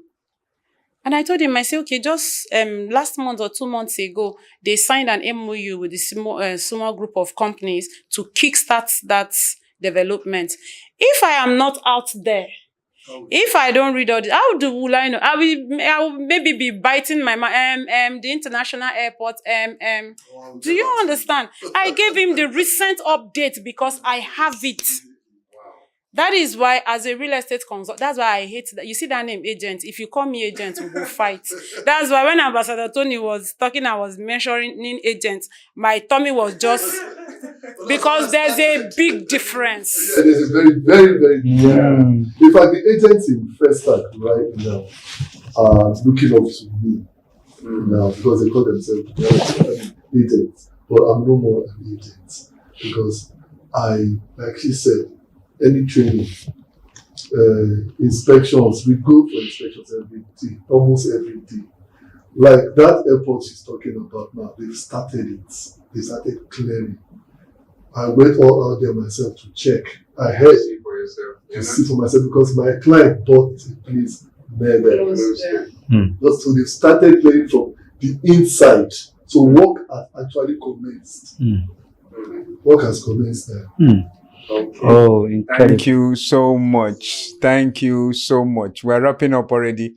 We're wrapping up because we look forward having another section because there's so much to talk about and there is a lot that people need to feel desirable. They need to hear more. Like there's a lot.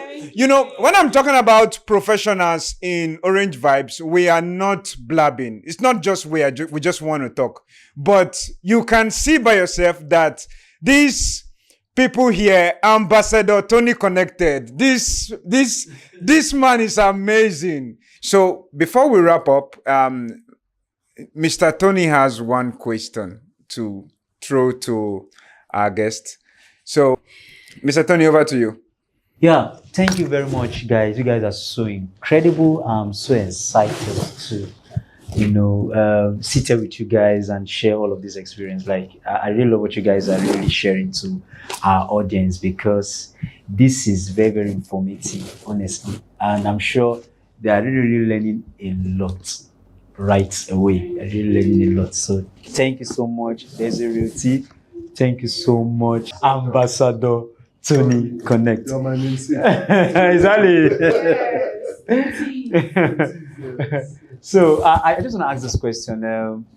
Can we know about your what are the experiences so far? Okay. Instead of just saying it, I think let me just read it out so that we'll get the impact of the question. Okay. So I want to know what are the toughest moments you've ever experienced in the real estate business? The toughest moment you've ever experienced. Yes, one of the toughest experiences I've had was one when I was an agent. Okay. A client wanted to buy a property, saw the property, liked it, and then met with the owner, discussed price, and agreed. And then what we were using there was drafts to make payments, not what we do now. Okay, transfer and that. Transfer Okay. and all that. So the client raised his draft, we now took it to the owner's house. Because it was an owner-occupied house, a duplex, So when we were about starting the transaction and to exchange the draft and all that, the client now said, "Can we pray?" So everybody stood up. He started with, "In the name of Jesus." The seller now said, "Please don't mention that name in my house." We're like, "What's wrong with that?" The seller said, "Please, I'm a call Muslim, and that name is not mentioned, it's not allowed to." The client now said, the buyer now said, "But I'm buying this house.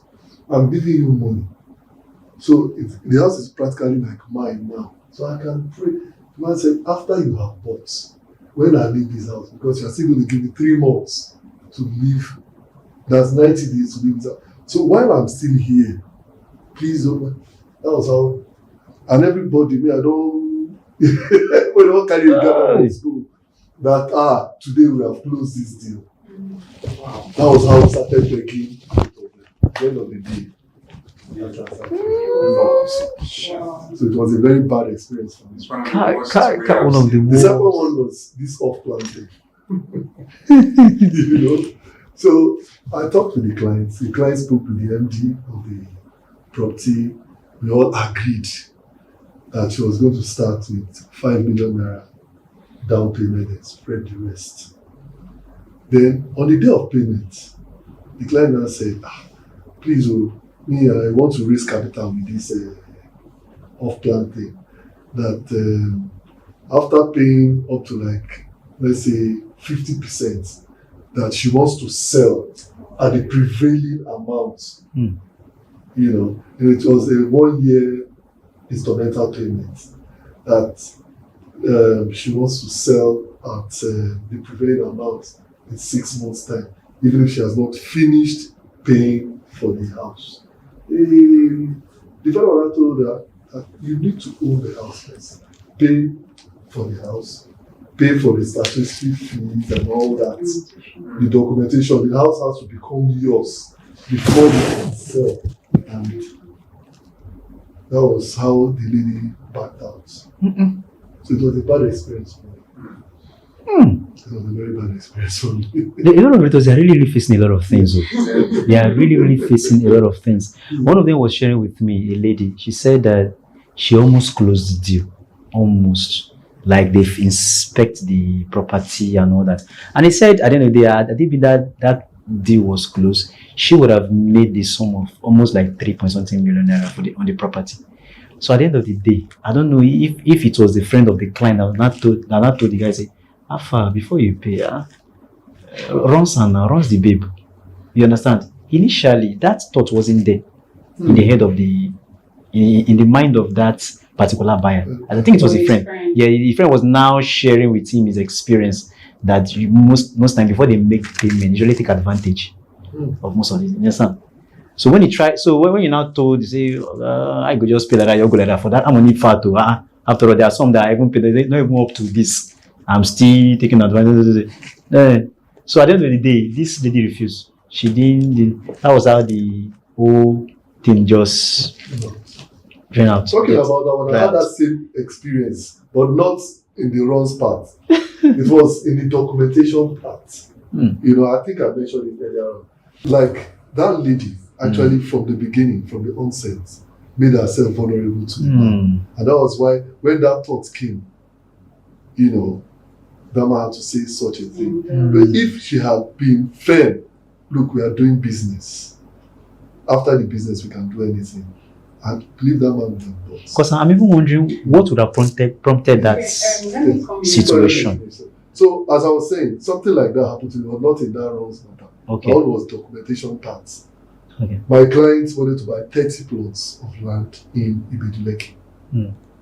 So, the developer, this time I'm talking to developers because, in fact, from that day, I started doing my due diligence before taking any clients to the property to buy. So I believed in the developer. They sent us their coordinates. We checked it in Alausa. It worked. Everything. The client liked the place. So before the client paid, the thought now came to him and said, look, why should I rely on the developer's coordinate? Let me get my own estate surveyor. You know. So that was when I knew that lawyers, because he sent his lawyer, the lawyer used the coordinate of the developer to go for search.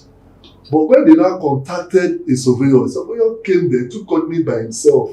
And now when they have found out that they have revoked that coordinate, the developer is using to sell.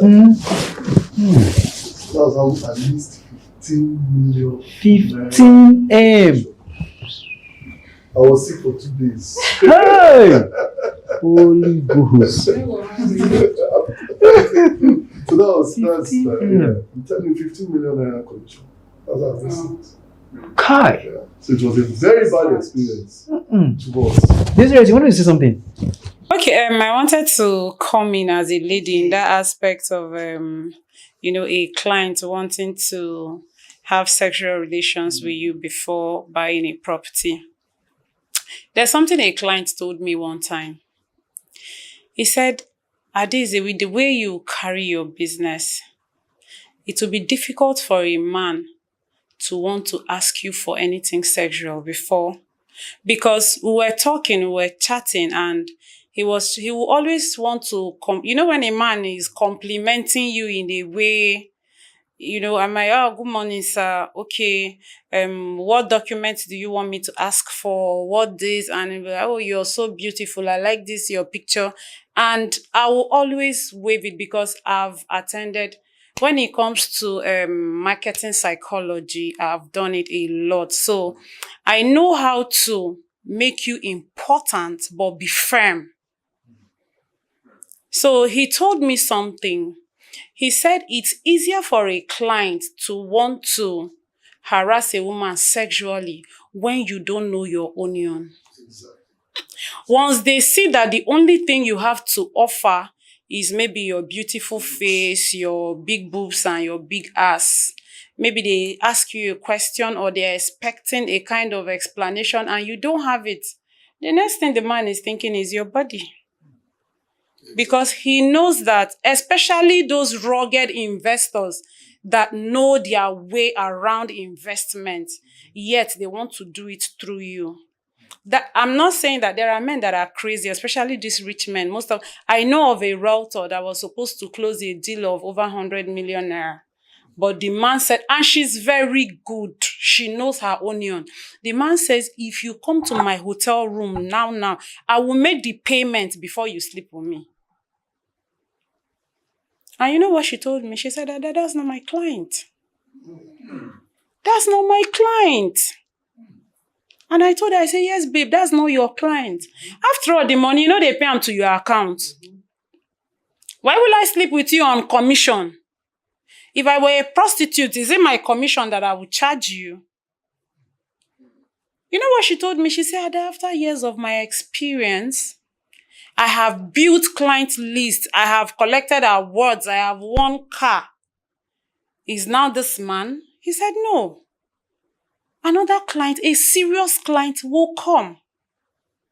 So what I'm trying to say is that Yes, I know most ladies experience that. Like me, what I've experienced is after the deal is closed, I've had 80% of my male clients come back to say, oh, Ada, I like the way you talk, you're smart, you're intelligent.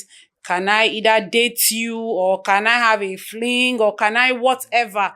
After the deal, that's another package. That's on playing ground.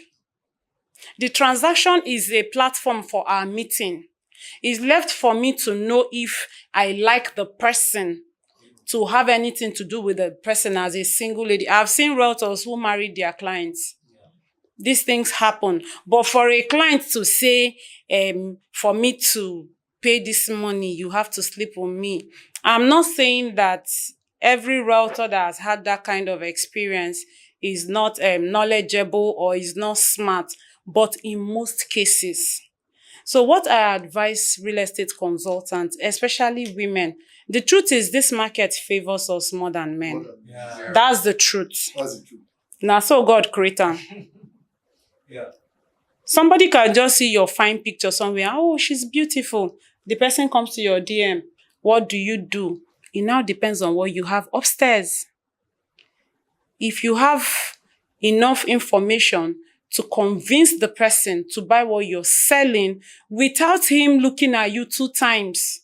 There's a way you engage somebody and the person's mind. Now, when I don't talk finish, you'll be like, oh, she's really beautiful. But if you don't have anything upstairs, the person start looking, this fine girl, let me. I'm not saying there are HNIs that are very crazy. No matter how good you are, no matter whatever, it's just their pattern of life. So, but to a large extent, as a real estate consultant, especially as a lady, know your onion very well. Don't give room. I've had someone who say, if you don't do this, I won't. I say, Oga, carry your money, they go. At the end of the day, he didn't even tell me before he paid. He just sent me confirmation slip and said, confirm. Because I will not yield in. You're not paying me that money. I am not assistant Jesus, or I am not coming on the moral background now. I'm coming on the fact that, Oga, if I want to do this thing, I will not charge you 1 naira. I will not charge you commission. If you're buying the whole estate and giving it to me, that's another, I can consider. I always say it anyway. At this point, you're even helping him. Do you understand? Do you understand? Because I will go through all the whole hustles and everything. If you have issue with the client, just like I was waiting for Ambassador Tony to finish before I tell you my toughest experience. I have a client who bought a land and we were told that in 6 months we will get allocation. 2 years, no allocation. And this client is in diaspora. I had to go to the office. I had to make sure. That is why till today, any company I'm paying for, any company I'm selling for, I have to have a relationship with the MD. I should be able to walk into the MD's office, sit down and have a discussion with him or her. It was from that experience. I had to fight my way to the MD and told the MD, this thing you're doing is affecting my integrity. This person doesn't know you. The truth is we don't sell land, we sell our brands. It's not a product you're selling yourself. For any person to want to buy anything through me, that means the person has bought me already. So you're spoiling my brand. If I have a problem with this person, number one, my referrals, and referrals are the easiest form of sales because the person has done all the marketing for you. Your own is, okay, where is the property? How do I go about it? And that is it. So I had to, at a point, I even exchanged words with the man. He told me he's going to lock me up. I said, try it. Try it and see. So at the end of the day, I think before the company folded up, it was my client and just very few people that got allocation. I'm talking about clients thinking that they are doing a realtor a favor. It's the realtor that's actually doing the client's favor, because at the end of the day, most properties or most estates that we sell on promo. most times you tell our parents come and buy on Pro. So when you buy on Pro, it means that within the next maybe a month or so, you have already gotten your ROI. And once you got that is return on investment. You've gotten maybe like 50, sometimes 50%, sometimes even 100%, ROI. So who is getting paid? Who is gaining? Is it the realtor or the investor? Yeah, the It's the investors, of course. Yeah. So who is now doing each other a favor? Well, most of these clients, they think they are doing a favor by buying from you or by investing through you. But is the reverse is the case. Okay, one thing I observe that I think it depends how you position yourself, because most times most of these things come from the standpoint of positioning. Exactly. That realtor, how did the person position himself? How do you put yourself in such a way that the investor will perceive you as a person who is a helper? Because the way you position yourself that matters. It's positioning. Now, if you put yourself out there as a professional, they will approach you as a professional. There's something you said, Daisy. There's something you said about a lady that a man intends to take advantage of in the place of the transaction. Like, on a good day, if you are very sound and you are knowledgeable about the product, your talking terms alone can never make that man to digress. Exactly. Because with the level of your knowledge, what you are engaging that person, will take that person's attention out of whatever. Whatever, you understand? Yeah. You understand? Because of what? What the detail you are giving to that person is, the information you are giving to that person is very, very, very detailed. You understand? So, in that case, you as a female realtor, first of all, need to be equipped. And again, that's one. Number two, your outfit also counts. Your physical appearance counts a lot. If your physical appearance is giving a signal, exactly. You understand? It can lead. Yes, it can. Yes, I get it now. So all of these things count. So as a professional, you need to be equipped in every area, in terms of your physique, in terms of your communication, your product knowledge. All of these things count. Yes. So if you have all of these things in check, I don't think anybody want to take advantage of you. I see realtors sometimes come to site to make video and they're almost half naked. Somebody was asking me, say, Ada, why do you wear heels to site? We'll go for land inspection. And the person said, why do you wear heels? I said, it's my brand. Yes, I'm going to the bush, but it's my brand. Because I understand that my clients are not buying the bush I'm selling, they are buying me. Yes, they are buying me. Yeah, I think I had this conversation with you one time. We wanted to make video. We are not looking too good. And they said, look, I have to look good to make my Exactly. We had that conversation. Exactly. You have to be intentional in anything you do. Exactly. That intentionality matters a lot. You have to be intentional because the truth is, well, it's a personal thing, but I believe you should dress the way you want to be addressed. I cannot dress like I'm going to a club and go to site and make videos and put it on the internet. The people that will flood my DM are people that are coming to buy what they see on the video. That's true. Very true. And not the product that I'm selling.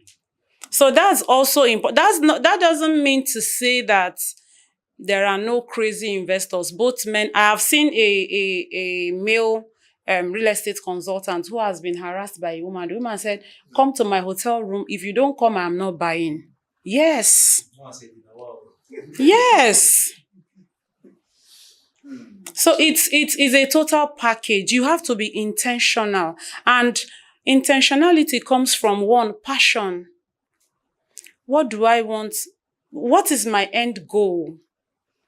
Is it just the commission? For me, it's way, way above the commission. My commission is the least thing. One thing I love about real estate is it opens you up to a lot of people. You meet a lot of clients. It opens a lot of doors for you if you know how to manage relationships. I have seen realtors who become developers. There's a realtor I know. She's a very good realtor. And she just met this elderly man that says, I have this money lying here and you're good in this thing. Come, let me sponsor you. You start developing. Today, she's a developer. Exactly. Yes. It's way beyond. How much is your commission? Commission is just the starting point. It's way beyond that. There are people who are in places of authority today that met their destiny helpers through real estate. Because the truth is, real estate opens you up to high network individuals. Exactly. We don't just sell regular products. We sell luxury. So people that can afford that kind of product are people that are of high standard and that are very smart. So you as a realtor, you have to be a complete package. You have to be sound upstairs. You have to have that knowledge, product knowledge.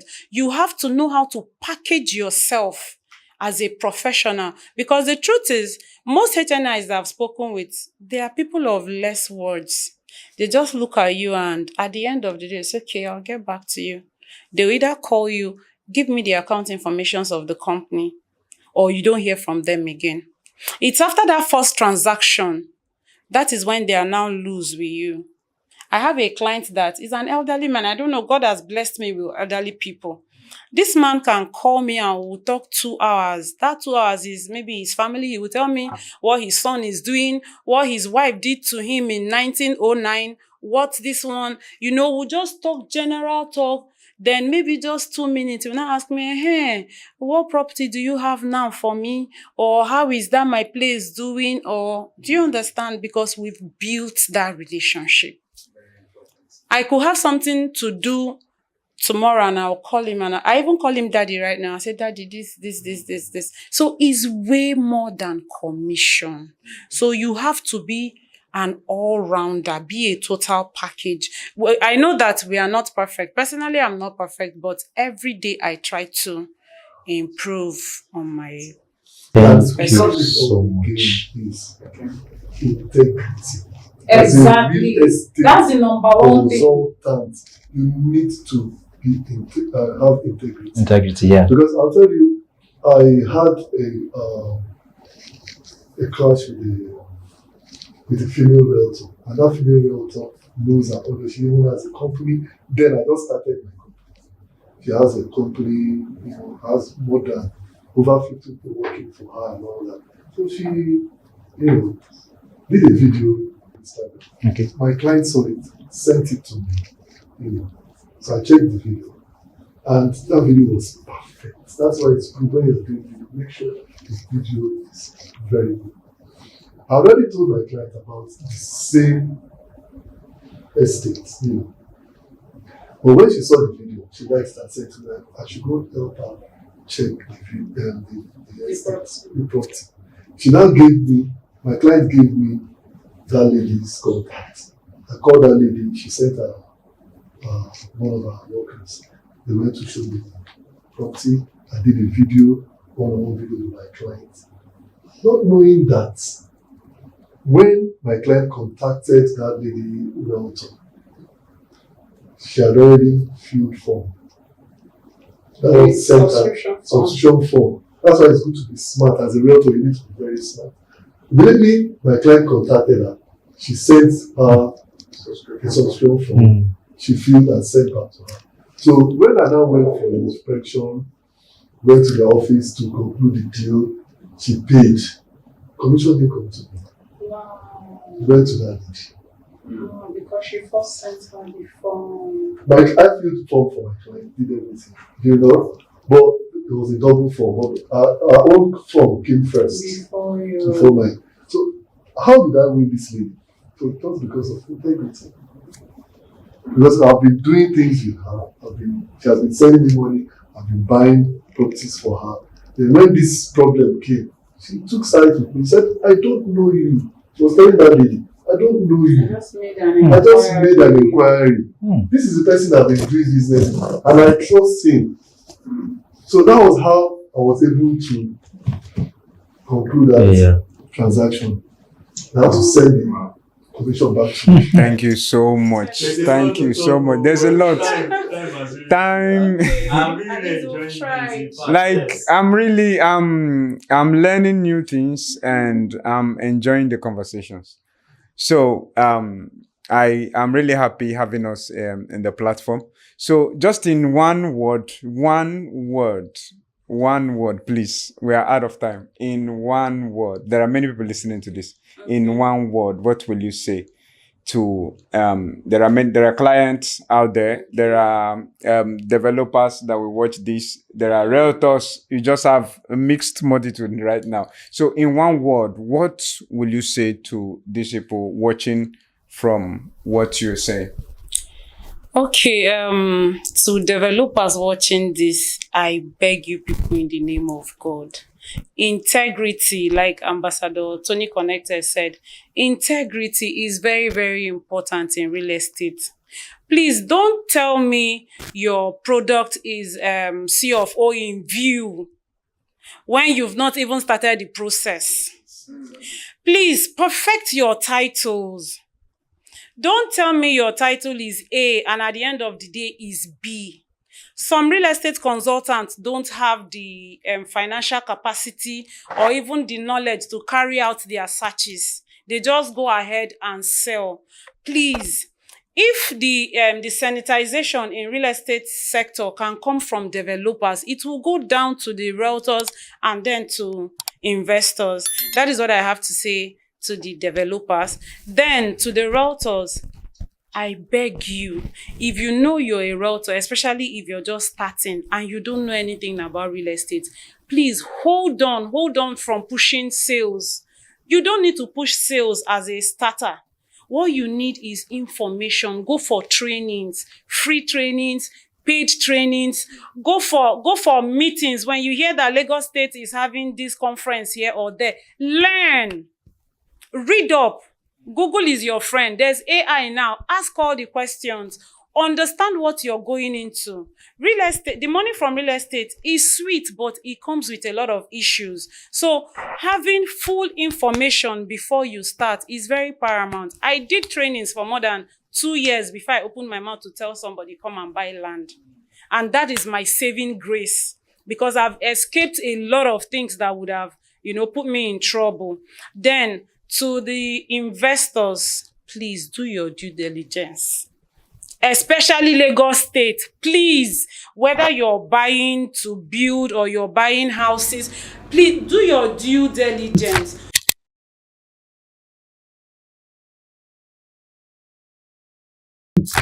Before you bring any estates to my colleagues, realtors, please do your due diligence, just like my colleague said here, and then make sure you collect money, because this is what we tell our clients, that once you buy, there will be development.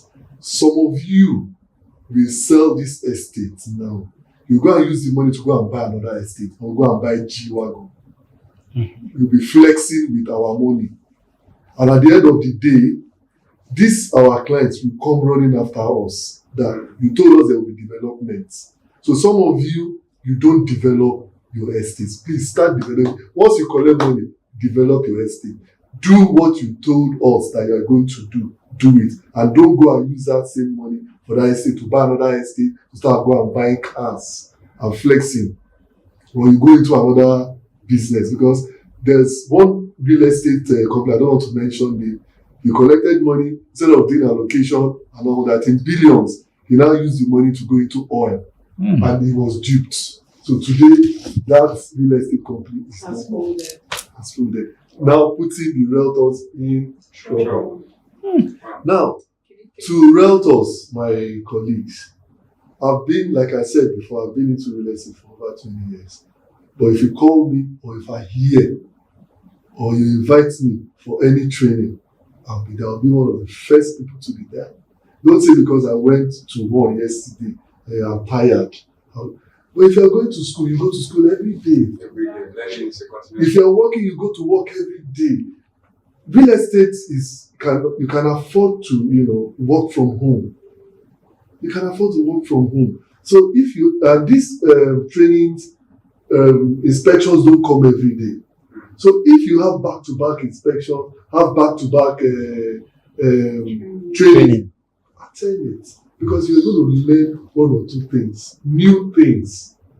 Most of the things they tell you, you know it, but it's going to be in a new dimension. The way you're going to, treat a client or get any information is very important.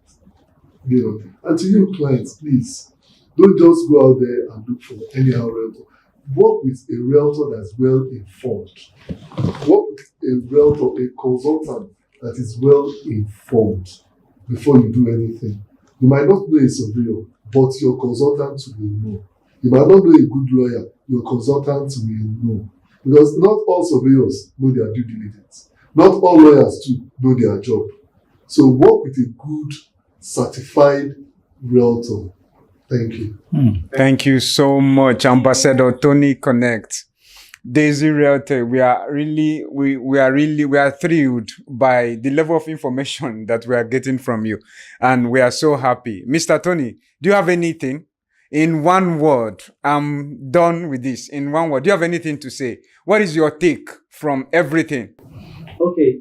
Yeah, first of all, I really want to say a big thank you to all our guests. They are so incredible. Thank you. Honestly, it's an eye-opening for what they just unveiled here in this platform. Honestly, I'm sure that people out there that are watching, they must have learned a lot, and that is what they actually need. Actually, realtors, developers, and what investors. Three of them.